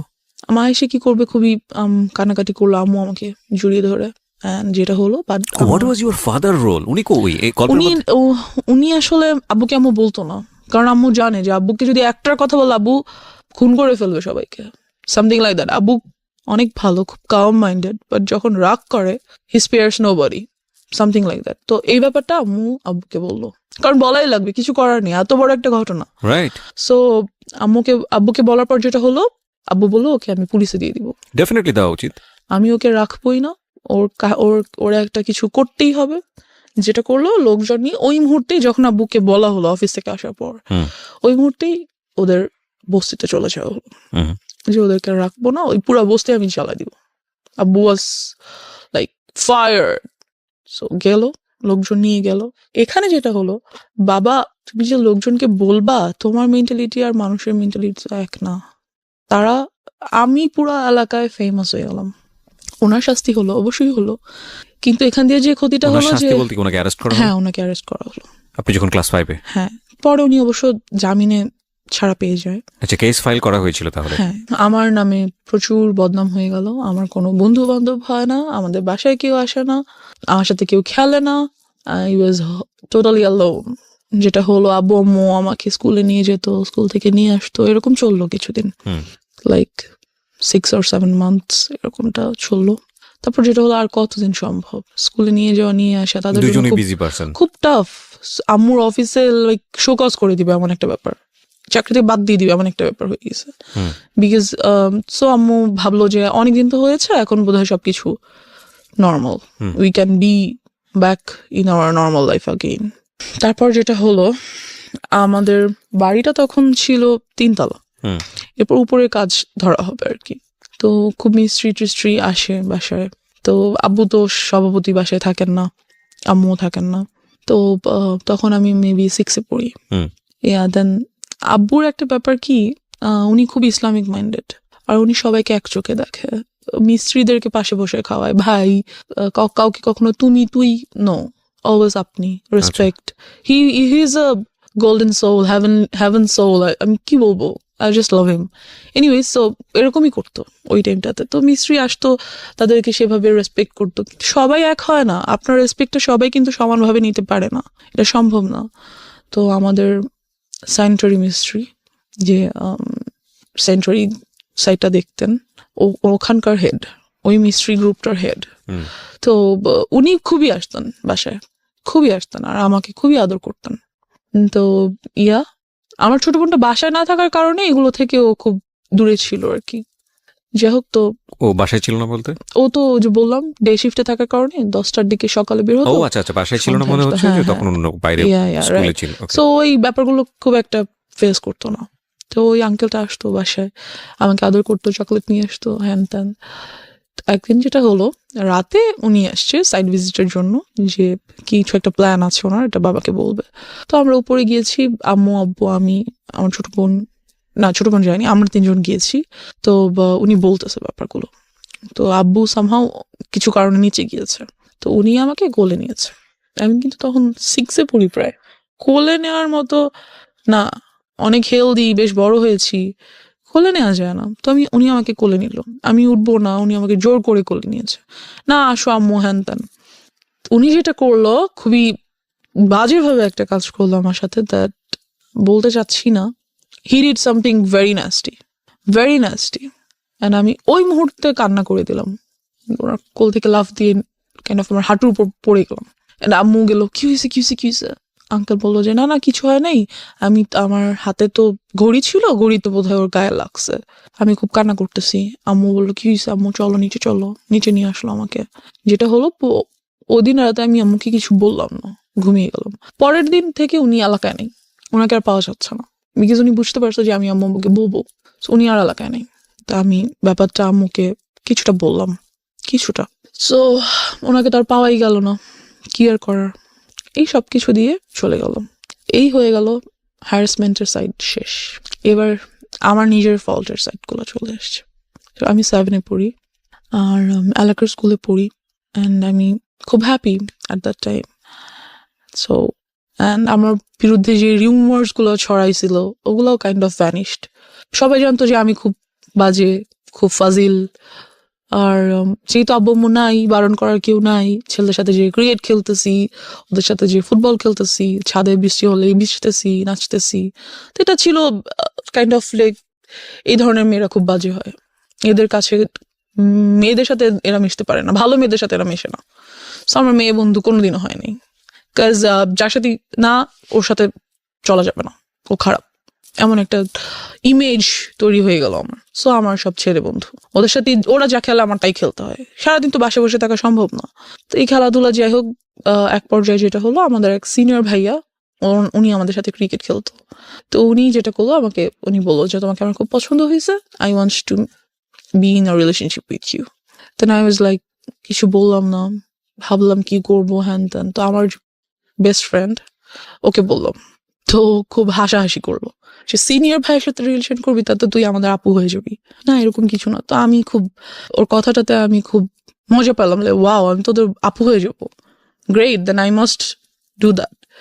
সো আমি ওনার প্রপোজালটা অ্যাকসেপ্ট করে ফেললাম। যেটা হলো যে একদিন উনি ছাদে আসলো আমাদের দরজার মেইন গেট নর্মালি বন্ধ থাকে, বাট সামহাও ওদিন আই ডোন্ট নো কিভাবে আসছে, ছাদে আসলো, এসে আমাকে আমাদের বাসার নাম্বার, আমার তখন ফোন নেই, বাসার নাম্বারে কল করলো, যেটা বাসা অলওয়েজ আম্মু রেখে যায় ফর সেফটি। কল দিলেও দিয়ে বললো যে আমি ছাদে এসছি, তুমি ছাদে আসো। তো আমি ছাদে গেলাম, যাওয়ার পর he tried to kiss me, and এই ব্যাপারটা আমার কাছে অনেক নাস্টি ছিল, because I don't like it. Because আমি ছোট থেকে ফিজিক্যালি অ্যাটাচড হওয়ার ব্যাপারগুলো আমার কাছে এতটাই ভয়ানক যে আমি এগুলো নিতে পারি না। অ্যাকচুয়ালি ও যখন শুরু করে তখন ও বলছিল যে এবার শুরু হচ্ছে আমার ফল্ট। আমি মনে মনে ভাবছিলাম যে নো, এতক্ষণ ধরে যেই কজটা ছিল সেটার ইফেক্টটা শুরু হচ্ছে। So that is the thing, যে ওর পার্সোনাল লাইফে কত বড় ক্ষতি হয়ে গেছে যে ও ওই পার্টটাকে মনে করছে জীবনের সবচেয়ে বিভীষিকাময় পার্ট। এবং আমরা আজকে এই বিষয়টাকে খুব ওপেনলি এখানে ডিসক্লোজ করছি দুটো কারণে। এক, বাবা মা যারা আছেন, ফ্যামিলিতে যারা অভিভাবক আছেন, তাদের প্রতি আমাদের একটা বিশেষ মেসেজ হচ্ছে যে আপনি যাই করেন না কেন জীবনে, যত পয়সা আর্ন করেন, যত বেশি বিজি থাকেন, হোয়াট ফর, কেন করেন? বিকজ আপনার সন্তানরা তো এসে ওই লিগেসিটা ধরবে, বিকজ আপনার সন্তানদের জন্যই তো সেই সন্তানকেই যদি আমি প্রপারলি বড় করতে না পারি, বা তার যদি একটা কমফোর্ট এনভায়রনমেন্ট আমি এনশিওর করতে না পারি, তাহলে এই পরিশ্রম, এই পয়সা কিসের জন্য? প্রথম কথা হচ্ছে এটা। সো এটার প্রায়োরিটি অবশ্যই জরুরি, এক। 2 নম্বর হচ্ছে যে যারা আজকে অ্যাডাল্ট না বয়সের দিক থেকে, এবং অনেকেই হয়তো বা শুনবে রেডিওতে, তাদেরকে বলবো স্পিক আউট, বলো। কারণ এটা একটা মেয়ের ঘটনা না বাংলাদেশে, এটা একটা শিশুর ঘটনা না বাংলাদেশে, এরকম অসংখ্য মেয়ে, অসংখ্য শিশু, অসংখ্য নারীর ঘটনা এগুলো। হ্যাঁ, কারণ কেউ স্পিক আউট করে না, আমাদের সোসাইটিতে এগুলোকে ট্যাবু মনে করা হয়। আমি বলতে চাই আজকের অনুষ্ঠান দিয়ে দ্ব্যর্থহীন কণ্ঠে যে তোমরা বলো, তোমাদেরকে স্পিক আউট করতে হবে। কিছুদিন আগে আমি দেখলাম সোশ্যাল মিডিয়াতে মিটু আন্দোলন হলো। মিটু আন্দোলন এটা অন্য একটা জিনিস, আমি যদিও এটাকে আমি মনে করি যে ইয়াস, এভাবে বলতে হবে, ডেসপার্টলি আসতে হবে। এবং সেই জায়গাটা থেকে আমি মনে করি যে পুরো দুনিয়াকে না জানালেও অন্তত ফ্যামিলিকে জানাও, ফ্যামিলি মেম্বারদেরকে খুব ডেসপারেটলি বলো। ও তো বলেছে, কিছু কিছু ক্ষেত্রে বলেছে, তারপরেও ওকে এতটা হ্যাসল ফেস করতে হয়েছে। কিন্তু আমি জানি এরকম অসংখ্য শিশু আছে, অসংখ্য কিশোর কিশোরী আছে যারা কখনো স্পিক আউট করে না। সারাটা জীবন ধরে তাদের মধ্যে এটা ট্রমা হয়ে যায় এবং তারা সারাটা জীবন ধরে এটা বয়ে বেড়ায়। তো সেই জায়গাটা থেকে আমি রিকোয়েস্ট করবো সবাইকে, প্লিজ স্পিক আউট। ওকে, হ্যাঁ বলো তারপর। তো যেটা হলো যে আমার ওটা ভালো লাগলো না ব্যাপারটা, ওর বিহেভিয়ারটা। সো আমি টোটালি বললাম যে I am not liking your behaviour, so I am not going to be in a relationship with you anymore. So I broke up with him. Okay, just because of this reason. Yeah, because I don't like it. আমার কাছে relationship মানে কি, সম্পর্ক তো সবার সাথেই হয়। বাবা মা আমার একটা সম্পর্ক, বন্ধু বান্ধব আমার একটা সম্পর্ক, এটাও তেমন একটা সম্পর্ক। So I just don't like it. After that যেটা হলো, ব্রেকআপ তো হইলো, বাট ও তো এলাকার বড় ভাই, so it's not good for me. ব্রেকআপটা হয়তো আমার জন্য ভালো না। যেটা করলো, অলওয়েজ আমাকে ডিস্টার্ব করতেছে, রাস্তায় বের হতে পারছি না, বাজে কমেন্টস হচ্ছে, কি বলবো, এই আমার গায়ে ইট ছুটে মারতেছে, ওদিক থেকে রং দিচ্ছে গায়ের মধ্যে, বেরোতেই পারতেছি না রাস্তায়, কুকুর ছেড়ে দিচ্ছে পিছনে। What are all this just because I broke up with you? Why? আমাকে তোমার যেমন প্রপোজ করার রাইট আছে, আমারও তোমার প্রপোজাল রিফিউজ করার রাইট আছে। এটা তুমি করতে পারো না। এরকম কিছুদিন যাওয়ার পর যেটা হয়, আমার যে বেস্ট ফ্রেন্ড, ও যেটা করে, আমাদের কিছু বাচ্চা কাচ্চা নিয়ে এলাকার কিছু সিনিয়র পার্সনদের কাছে যায় অ্যান্ড এই ব্যাপারগুলো বলে, রিকোয়েস্ট করে যে এই গ্রুপটা খুব মেয়েদেরকে খুবই, অথচ মেয়েদেরকে কিছু না, আমি একা এগুলো ফেস করছি, খুব বলে যে ওরা এরকম করছে, প্লিজ আপনারা ওদের বিরুদ্ধে কিছু একটা করেন। যাই হোক, তো সামহাও ওই ছেলেটা মেবি এরিয়া চেঞ্জ করে অন্য কোথাও বাসা নিয়ে নেয়। এবার যেটা হয়, আমাকে একটা ছেলে প্রপোজ তো না ঠিক, ব্ল্যাকমেইল করে for to be in a relationship with him. Like ওর বাবাও একজন অ্যাডভোকেট অ্যান্ড ওর আম্মু হাউসওয়াইফ, ওর বড় দুটো বোন আছে, দুজনেই এডুকেটেড। বলতে গেলে ওর ফ্যামিলিটা খুব ভালো, বাট ও জানি না কেন এমন হয়েছে, সম্পূর্ণ বিপরীত এবং বিকৃত মস্তিষ্কের একজন মানুষ আমার মনে হয়। বিকজ ও যেটা করতো, আমাকে প্রপোজ করে কয়েকবার, আমি বারবার রিফিউজ করে দিই, because he looked so ugly first, second his behaviour was so nasty, so I didn't like him at all. সব থেকে বড় কথা হচ্ছে, অলওয়েজ এলাকায় আমি যখনই বেরোতাম দেখতাম সিগারেট খাচ্ছে, এটা আমার অনেক অপছন্দ ছিল ওই টাইমটাতে। So I refused his proposal. একদিন যেটা হলো, রিক্সা দিয়ে যাচ্ছি, চলন্ত রিক্সা লাফ দিয়ে উঠে পড়লো, you have to accept my proposal anyhow. মানা করে দিলাম। ফোন করেছে, কোথায় তুমি? আমি কোচিং এ। বেরোও, আমি রাস্তায় দাঁড়িয়ে আছি। বেরোয় দেখি মেইন রোডের রাস্তার মাঝখানে দাঁড়িয়ে আছে, আমি মরে যাবো তুমি যদি আমার প্রপোজাল অ্যাকসেপ্ট না করো। I was like, let him die. I was like whatever. Then যেটা করলো, ওর আব্বুকে দিয়ে আমাকে ফোন করালো। মানে চিনতে ভুল করেছে, মানে থাকে না, ওর কমন সেন্স মনে হচ্ছে আসলে আমার একটা দয়া মায়া হবে, and I think she will fall in love with me, that's why ও মাঝখানে দাঁড়িয়ে আছে। বাট সব গাল তো একরকম না, খুশি হয়ে যাবে অনেকে। আই থিঙ্ক আপনি খুশি হয়ে গিয়েছেন, ঠিক আছে, আপদ বিদায় হবে যদি আজকে কিছু একটা হয়েই যায়। Kind of like that, yes, because ও অলওয়েজ পিছন, আমি যেখানে যাচ্ছি সেখানে। ওয়াই? এনিওয়েজ, তোর আব্বুকে দিয়ে আমাকে ফোন করালো। তোর আব্বু ভাবলো যে যাক, একটা ভালো মেয়ের সাথে যদি ফ্রেন্ডশিপ হয়, মেবি ও আস্তে আস্তে চেঞ্জ হয়ে যাবে। তো ওর আব্বু ফোন দিল আমাকে, দিয়ে বললো যে আম্মু, আমার ছেলেটা তো তোমার সাথে ফ্রেন্ডশিপ করতে চাচ্ছে। বলছে আমি ফ্রেন্ডশিপ করতে চাই, আব্বুকে তো আর বলতে পারে না যে আমি রিলেশনে যাব। তো বাবা কেন ফোন দিয়ে সেটা ইন্সপায়ার করবে? আই ডোন্ট নো, ওর আব্বু আমাকে ফোন করলো। এনিহাউ, আই থিঙ্ক ও ফোর্স করেছে ফ্যামিলিতে, যে কোনো ভাবে হোক ওটা করেছে যে তোমরা এটা ম্যানেজ করো, আদারওয়াইজ আমি একটা কোনো কিছু করে করবো। হ্যাঁ, তো ওর আব্বু আমাকে ফোন দিয়ে বললো যে আম্মু তো তোমার সাথে ফ্রেন্ডশিপ করতে চাচ্ছে, তো তুমি ওর সাথে ফ্রেন্ডশিপ করো, দেখো না আমার ছেলেটা অনেক ভালো, ও অনেক লক্ষ্মী ছেলে, হ্যান ত্যান। তা আমি কি বলবো আঙ্কেলকে?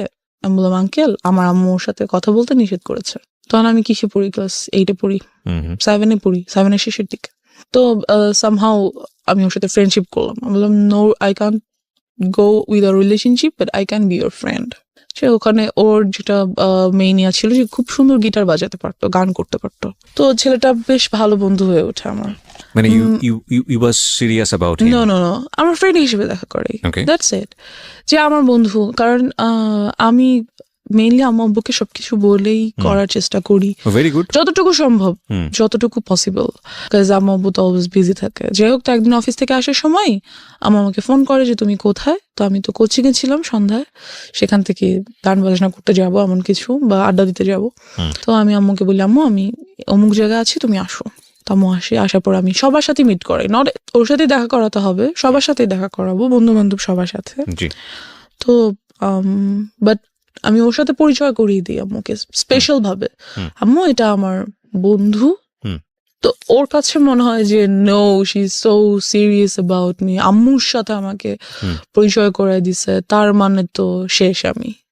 অ্যান্ড ও এমন কোনো ছেলে ছিল না যে খুব কারো ব্যাপারে সিরিয়াস হয়ে যেতে পারে, এমন কেউ ছিল না। সো আমাকে ফোন দেয় সন্ধ্যা পরের দিন সকালে, ওকে, ফোন দিয়ে বলে দ্যাট আমি তোমার সাথে আর কোনো রিলেশনশিপ রাখবো না। তোমার আমার মধ্যে তো কোনো রিলেশনশিপ নাই, okay, we are just friends. Right, যে whatever I am ditching you, you are dumped by me, এমন কিছু। লাইক তুমি কি আমাকে ইনসাল্ট করার জন্য এটা বলছো?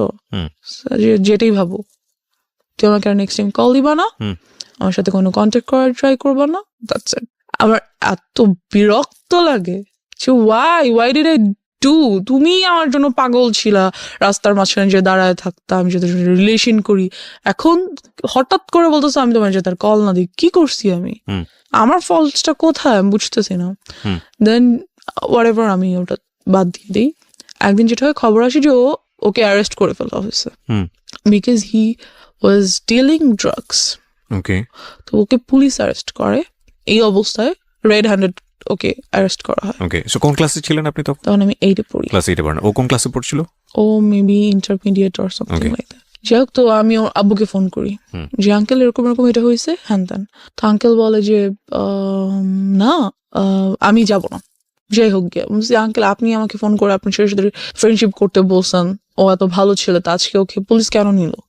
নিচ্ছে যখন আমি আপনাকে জানাচ্ছি, আপনি যেতে চাচ্ছেন না, এখন আমাকে কি করতে বলেন? আমি কি করবো? তোমার কিছু করতে। বাট ওর বন্ধুরা আমাকে বারবার ফোন করছে যাতে আমি 10,000 টাকা নিয়ে যাই। বুঝতে হবে আমি ক্লাস 8-এ পড়ি, আমার কাছে 10,000 টাকা কোত্থেকে আসবে? Right, it's not possible for me. তো ওই মুহূর্তে আমি যেটা করি, আমার কানে 2টো দুল ছিল গোল্ডের, আমি ওগুলো সেল করে দিই। সেল করে 9,000 something. Why you sell? Cause আপনার তো তখন অলরেডি ওর সাথে ব্রেকআপ তো বলে না, মানে একটা আমি দূরত্ব কথা তৈরি বলবো না বা সামথিং ঝগড়া, আই ডোন্ট নো। আমার কাছে কেন যেন মনে হচ্ছিল যে আমার ওকে ওখান থেকে নিয়ে আসা উচিত। ওকে, আমার মনে হচ্ছিল যে মেবি এটা আমার করা উচিত কোনো কারণে, এটা আমি ফিল করছিলাম। ওকে, যাই হোক, তো আমি সেল করি এটা, বাকি ওই টাকাটাই আমি ওর বন্ধুদেরকে দিয়ে দিই। তো ওকে নিয়ে আসে। দেন যেটা হয় যে ওর কাছে অনেকগুলো ড্রাগস প্রোডাক্টস ছিল, লাইক কিছু ট্যাবলেটস ছিল, pink, green, yellow, those are kind of ইয়াবা, আর কিছু আর বটল ছিল, ইনজেকশন মেডিসিনের যে বটল গুলো। পুলিশ পেয়েছে ওর কাছ থেকে? হ্যাঁ। নাকি ও আপনি পরবর্তী? না, ওগুলো আমাকে, ওগুলোর বাসায় ছিল। আচ্ছা। ওকে তো জামিন দিয়ে নিয়ে আসা হয়, বাসায় নিয়ে এসে। আপনি টাকা নিয়ে কোথায় যান? টাকা নিয়ে আমি কোথাও যাই না, ওর বন্ধুরা আমার বাসার সামনে থেকে এসে টাকাগুলো নিয়ে যায়। ওকে, আর ওকে নিয়ে আসে। আচ্ছা, এটা পরবর্তী কাহিনী। মানে মানে আপনি নিশ্চিত ছিলেন না যে আসলে ওদেরকে পুলিশ ধরেছে কিনা? হ্যাঁ, আমি জানতাম, আমি প্রত্যক্ষ দেখিনি। Okay, see this is another thing. মানে এমনও তো হতে পারে যে ওরা আপনার কাছ থেকে টাকা নেওয়ার জন্য সিস্টেম করেছে বলেছে। হ্যাঁ, হতে পারে, জানি না কেন যেন আমার মনে হচ্ছিল যে আমার ওকে হেল্প করা উচিত। দ্যাটস হোয়াই আমি কাজটা করেছি। How did you sell your কানের দুল? কিভাবে সেল করলেন? আমার যে বেস্ট ফ্রেন্ডটা ছিল বললাম, ওকে বলেছি যে এটা আমাকে সামহাউ, এটা আমার আজকে রাতের মধ্যে আমাকে সেল করে দিতেই হবে। ও আপনাকে সেল করে দিয়ে দিয়েছে? আমাকে সেল করে দিল। আমি জানি না ও কিভাবে কার কাছে সেল করছে। মানে ও কখনো জিজ্ঞেস করেনি যে তুমি এটা কিছু জন্য সেল করছো? হ্যাঁ, জিজ্ঞেস করেছে। আমি বলছি যে don't ask anything, just I need to sell it, দাও। তো যেটা হয়, ওই ড্রাগস প্রোডাক্টস গুলো ওর বাসায় যেগুলো ছিল সেগুলো ওর একটা বন্ধু আমাকে এনে দেয়, যে ব্যাগ দেয় আর কি। পরে আমি খুলে দেখি এগুলো আছে। কিসের জন্য আপনাকে দেয়? আমার কাছে রাখার জন্য দেয়, এবং বলে যে প্লিজ এগুলো তোমার কাছে কয়েকদিন রাখো, এই ব্যাগটা আমরা কিছুদিন পরে এসে নিয়ে যাবো। ও তখন কোথায়? ও তখন যেদিন আমি যখন টাকা দিচ্ছি তখন ওটা আমাকে দেয়। আচ্ছা, ব্যাগটা আমাকে দেয় রাখার জন্য, যে যদি পুলিশ ওদের বাসায় সার্চ করে তাহলে এগুলো পাবে, আর যদি ওদের বাসায় পায় তাহলে ওর বাবা মাকেও অ্যারেস্ট করা হবে। ওকে, ওর কাছে অল্প কিছু জিনিস পাওয়া গেছে, জন্য ওকে জামিন করা সম্ভব। বাট যদি এগুলো পায় তাহলে অনেক প্রবলেম হবে। সেটা হয় আমাকে দিয়ে যায়। তো ওরাতে ওখান থেকে আমি কিছু জিনিস আমি রেখে দিই।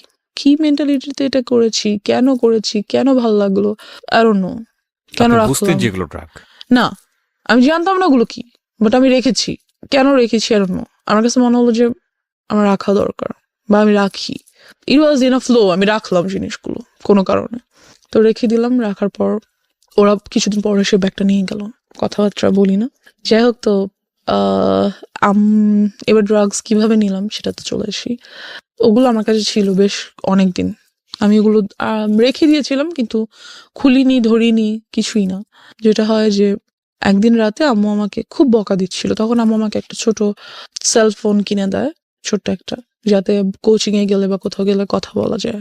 তো ওটা আমি টিপাটিপি করছিলাম, মেসেজেস দেখছিলাম, তো আম্মু এসে দেখে আমি বইয়ের সামনে রেখে ফোন ইউজ করছি। তো আম্মু খুব বকা দেয় আমাকে, প্রচন্ড বকা দেয়, এন্ড আমার পাস্ট নিয়ে অনেক কথা বলে, লাইক কখনোই তোমাকে নিয়ে আমি কোনো শান্তি পাই নাই, তুমি সবসময় আমাকে প্রবলেমস ক্রিয়েট করছো আমাদের লাইফে, তুমি এটা করছো সেটা করছো, হ্যান ত্যান, খুবই বকাবকি করে।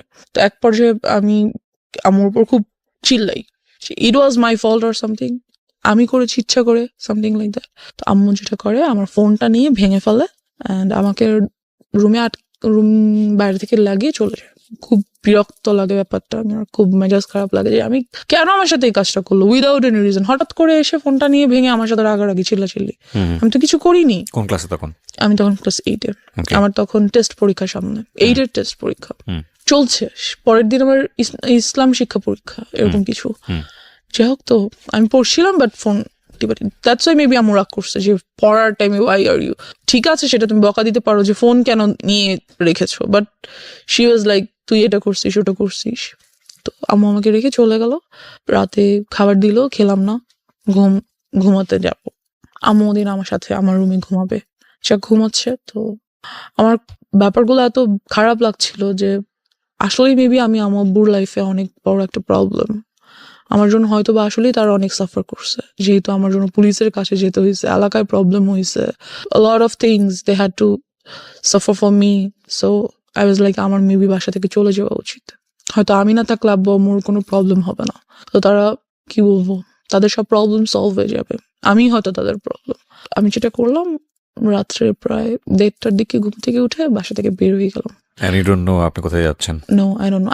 আমার জাস্ট মনে হচ্ছিল আমি হয় মারা যাবো, আদারওয়াইজ এই বাসায় থাকবো না। ওকে। বিকজ আমি হচ্ছি এই বাসার প্রবলেম, আমি নাই তো বাসাটা শান্তি থাকবে, বিকজ আম্মুর কথা আমার এমনই মনে হচ্ছিল।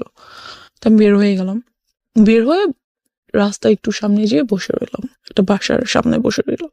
তো তখন মনে হচ্ছিল যে না, বাসায় চলে যাই, বাসায় চলে যাই। আম্মু ঘুম থেকে উঠার আগে বা এটা জানতে পারার আগে যে আমি বাসায় নেই, আমি বাসায় চলে যাই। আর ভাবলাম না, যাবো না, like I was confused, and এর মধ্যে অনেক রাত হয়ে গেছে। তো যেটা হলো, আব্বু ঘুম থেকে উঠে গেল এবং দেখলো আমি নেই। এলাকায় কিছু লোককে ফোন দিল, এক পর্যায়ে অনেক টাইম হয়ে গেল আর কি, প্রায় ভোর হয়ে এসছে, তখন আব্বু পুলিশকে ফোন করলো। আব্বু পরিচিত ছিল থানার পুলিশদের সাথে, তো ফোন করলো যে দেখেন কোথাও আছে কিনা। তো টহলদার যে পুলিশরা ছিল আমাকে পেলো অ্যান্ড বাসায় নিয়ে আসলো। অ্যান্ড আব্বু আমাকে কিছুই বললো না, কোনো বকাঝকা করলো না, কিছু করলো না, বিকজ আব্বু নিউ দ্যাট আম্মু আমাকে এমন কিছু একটা বলছে যার জন্য আমি কাজটা করছি। তো আব্বু আমাকে জাস্ট বললো যে নেক্সট টাইম যদি কখনো তুমি বাইরে যেতে চাও, রাতে ঘুরতে যেতে ইচ্ছে করে, তাহলে বাবাকে বলবা, আমি তোমাকে নিয়ে যাবো। I was like wow great. But আমার এইটাতে হয়তো আমার ফিল করা উচিত ছিল যে না, বাবা আমাকে একটা চান্স দিছে, I should take it. But আমার কেন যেন খুব বিরক্ত লাগছিল, বকা দিল না কেন আমাকে, আমি রাতের বেলা বের হয়ে গেছি, আমাকে অবশ্যই বকা দেওয়া দরকার ছিল, দিল না কেন, কেমন যেন লাগছিল। এরপর থেকে যেটা হলো, আম্মুর সাথে আমার আর কোনো কমিউনিকেশন হচ্ছে না, কথাবার্তা হচ্ছে না। আর আমার খুব মাথা ব্যথা হতো, মনে হতো যে মাথা ব্যথায় মাথা ফেটে যাচ্ছে, এত মাথা ব্যথা হতো। যেটা হলো, আমি যাতে কোনোভাবে লাইক আর হ্যারাসড না হই, এই থটটা থেকে আমি অনেক বন্ধুদের সাথে, এমন ছেলেদের সাথে ফ্রেন্ডশিপ করেছিলাম যে যারা আমাকে টিস করতে পারে। করার কারণ হচ্ছে এটা যে ওরাই যখন আমার ফ্রেন্ড হবে, তখন ওরা আর আমাকে টিস করবে না বা আমাকে কোনো প্রবলেম করবে না।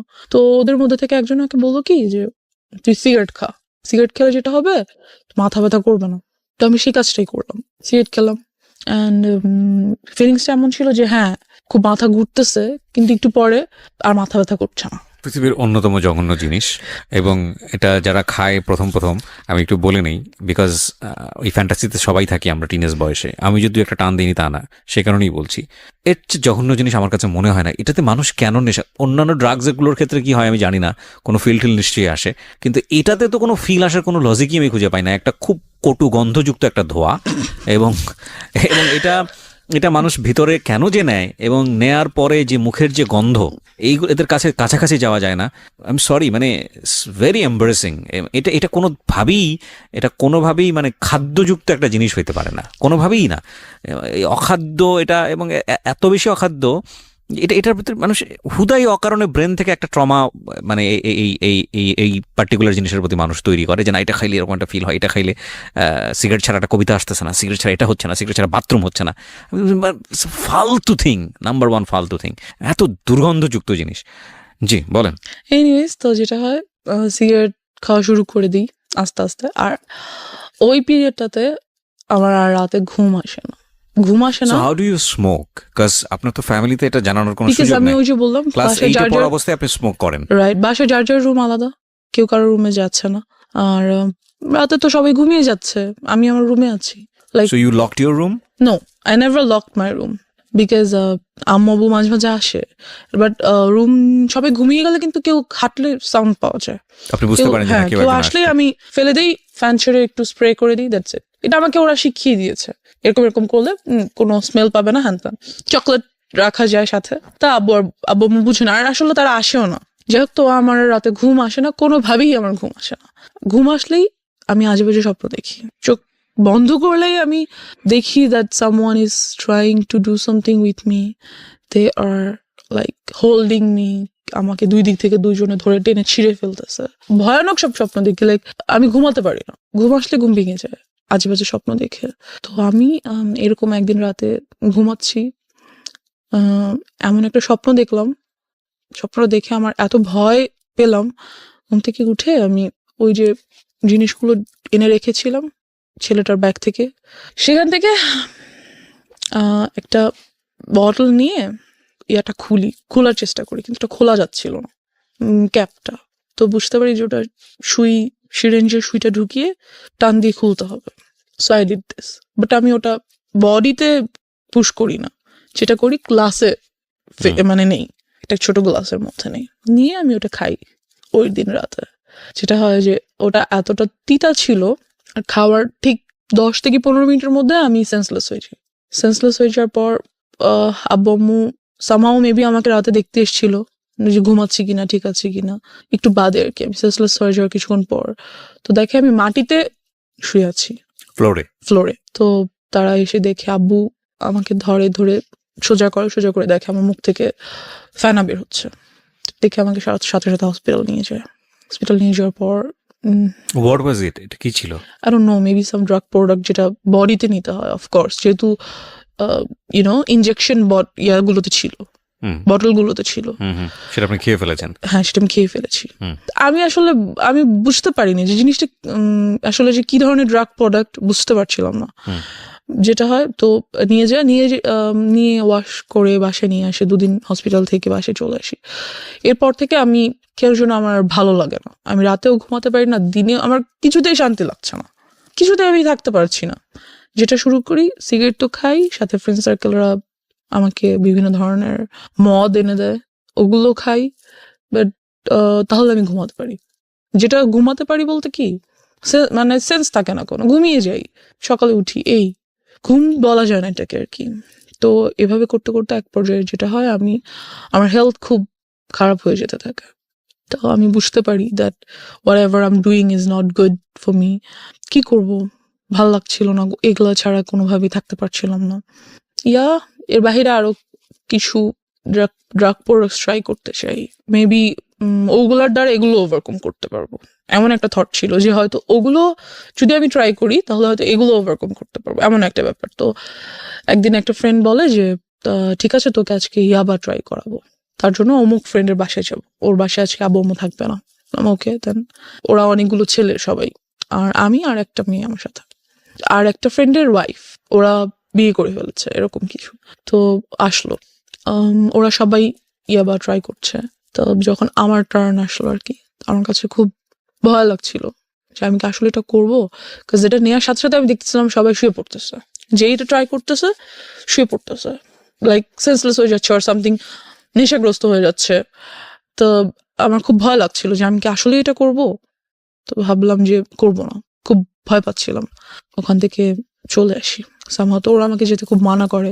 তো ওদের মধ্যে থেকে 2জন অপরিচিত ছেলেও ছিল, ওরা নিচ্ছিল না, ওদের আমার আগে নেওয়ার কথা ছিল। 2টা কারণে আমি ভয় পেয়েছিলাম, ওদের আমার আগে নেওয়ার কথা ছিল, বাট ওরা নিচ্ছিল না। তো আমি ভাবলাম যে হয়তো হতে পারে যে আমাকে এজন্য এখানে আনা হয়েছে যে আমি ড্রাগসটা নিব, then they are going to do something. আমার ব্রেনে শুধু এটাই কাজ করছিল। দ্যাটস আমি নিলাম না, চলে আসলাম ওখান থেকে। অ্যান্ড ড্রাগ অ্যাডিকশনের মধ্যে তাহলে কিছুই পড়ে না, শুধু পরে আমি খুব সিগারেট খেতাম। অ্যান্ড এলাকায় সবাই এটা জানতো, আব্বুকে খুব বিচার দিত।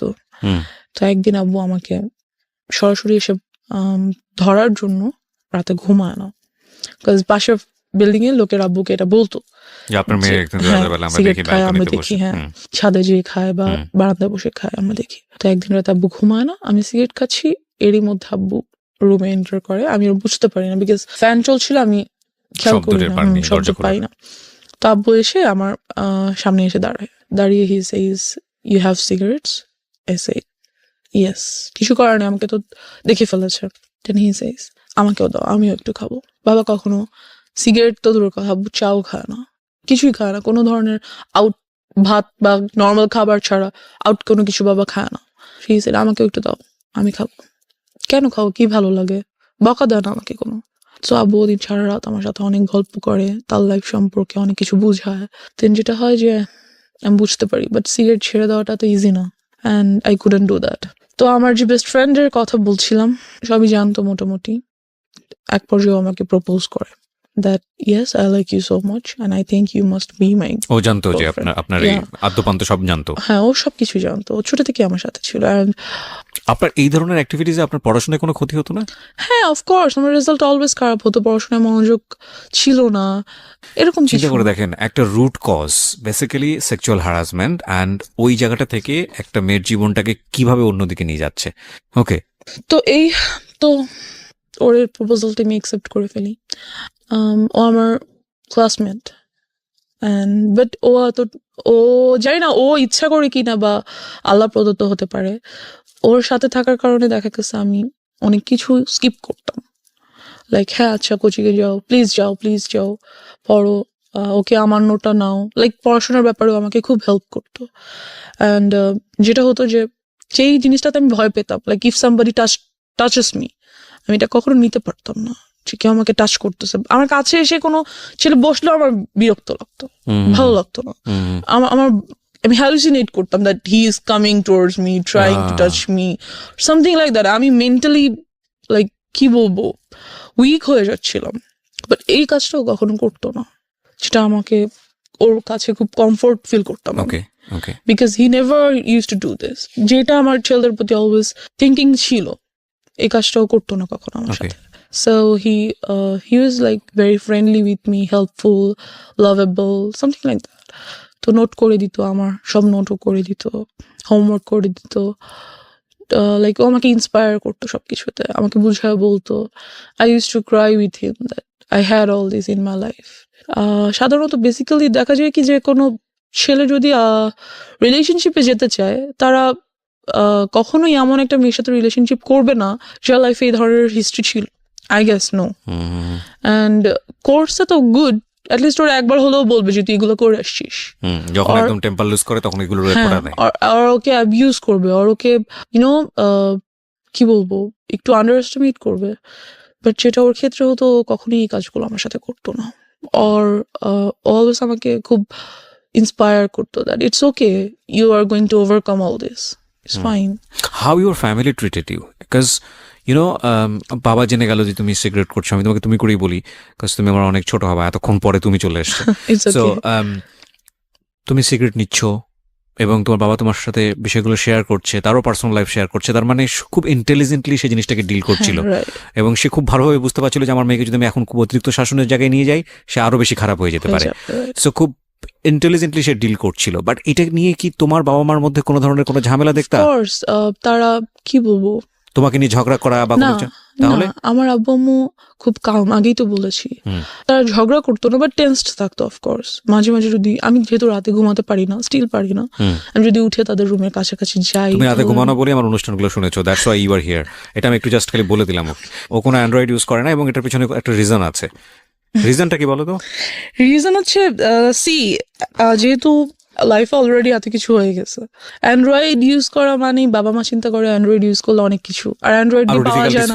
হ্যাঁ, পাওয়া যায় না এমন তো কিছু নাই অ্যান্ড্রয়েডে, সবকিছু পাওয়া যায়। আমি আরো ইনফরমেশন জানবো, হয়তো আরো অনেক কিছুর ব্যাপারে জ্ঞান খুলে যাবে, সেগুলো ট্রাই করতে ইচ্ছে আরো করবে। বেশি ডিরেইলড হয়ে যেতে পারো তুমি, Yeah, like যে তুমি like- ড্রাগের কাছে চলে গিয়েছো। রাইট। সো দ্যাটস ওয়াই ওনারা বলেছে যে তুমি এটা থেকে দূরে থাকো, এবং আলটিমেটলি তুমি এটা এগ্রিও করেছো। অফকোর্স। সো তুমি তো আসলে অবাধ্য না, যেটা মনে হয়েছে। এবং তারপরেও এই বিষয়গুলো যখন ফ্যামিলি জেনে গেল, তোমাকে ড্রাগের কাছ থেকে সরানোর জন্য কি করেছে তারা? ড্রাগের কাছ থেকে যেটা আমি বললাম যে ইয়াবাটা মাঝে মাঝে ট্রাই করতাম।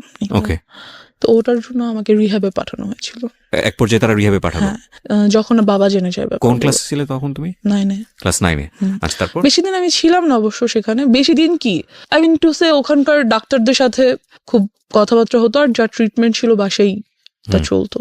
বিভিন্ন ধরনের মেডিসিনস অ্যান্ড ট্রিটমেন্টস ওগুলো বাসাই হতো। এই তারপর আস্তে আস্তে সেগুলো থেকে চলে যাই, অ্যান্ড আল্লাহর রহমতে আমি এখন কোনো কিছুই আর নেই না, Okay. Nothing, I am totally out of it. এখন তো ফ্যামিলি সবকিছু জানে তোমার সম্পর্কে। হ্যাঁ, তো সবকিছু জানার পরে তারপরে সবকিছু বলতে জানে আর কি। মানে ডেফিনেটলি তুমি যেগুলো এখানে যেগুলো বলেছো সেগুলো থেকে আমার কাছে মনে হয়েছে যে অনেক কিছুই জানে। তো এরপরে তোমার প্রতি তাদের যে আচরণটা, সে আচরণটা কি তোমাকে কমফোর্ট দেয় ফ্যামিলি এনভায়রনমেন্টে? হ্যাঁ, of course, comfort. They are a comfort zone for me. Of course, they are. Because আমার আব্বু খুব ইন্টেলিজেন্টলি সবকিছু হ্যান্ডেল করে। দে ফিলস যে হ্যাঁ, আমার ওকে কন্ট্রোল করা দরকার, আর আমার ওকে ম্যানেজ করা দরকার, মেনটেন করা দরকার, বাট ওকে টর্চার করে না, মেন্টালিও না, ফিজিক্যালিও না, because they knows about it. আসলে ওনারা ওনাদের জায়গা থেকে বেস্ট ট্রাই করেছে আমার মনে হয়। এর থেকে বেশি কি করবে? আর একটা বাবা মা, যখন বাবা মাদের বয়স যদি বলি, আমার আব্বু আম্মুর বয়স, সেই সময়টাতে তো বাচ্চারা ফ্রি ভাবে ঘোরাফেরা করতো, কেউ কিছু বলতো না, সবার মেন্টালিটি অনেক ভালো ছিল, সাফ ছিল। ডেফিনেটলি, কিন্তু- we are not accusing anybody, but সিচুয়েশনে যখন একটা শিশু বড় হচ্ছে কোন একটা পার্টিকুলার সিচুয়েশনে, ওই সিচুয়েশনে চারপাশে যা থাকবে সেটাকেই সে অ্যাবজর্ব করবে। রাইট। ওই সিচুয়েশনটা যদি তার জন্য প্রতিকূল হয়, সেটাকে সেভ করার দায়িত্ব প্রথমত বাবা মার। সমাজ তো অবশ্যই, পরিবার তো অবশ্যই, তাদের একটা ভূমিকা আছে, এবং সে জায়গায় অনেক বড় বড় ল্যাক আছে আমাদের, বিশেষ করে নারী শিশুদের ক্ষেত্রে, নারীদের ক্ষেত্রে, এবং অফকোর্স শিশুদের ক্ষেত্রেই আমি বলবো। এবং এই যে ধরনের যৌন নির্যাতন, এই নির্যাতন এটা কিন্তু শুধু বাংলাদেশের সিনারি না, এটা কিন্তু সারা ওয়ার্ল্ডেরই সিনারিও।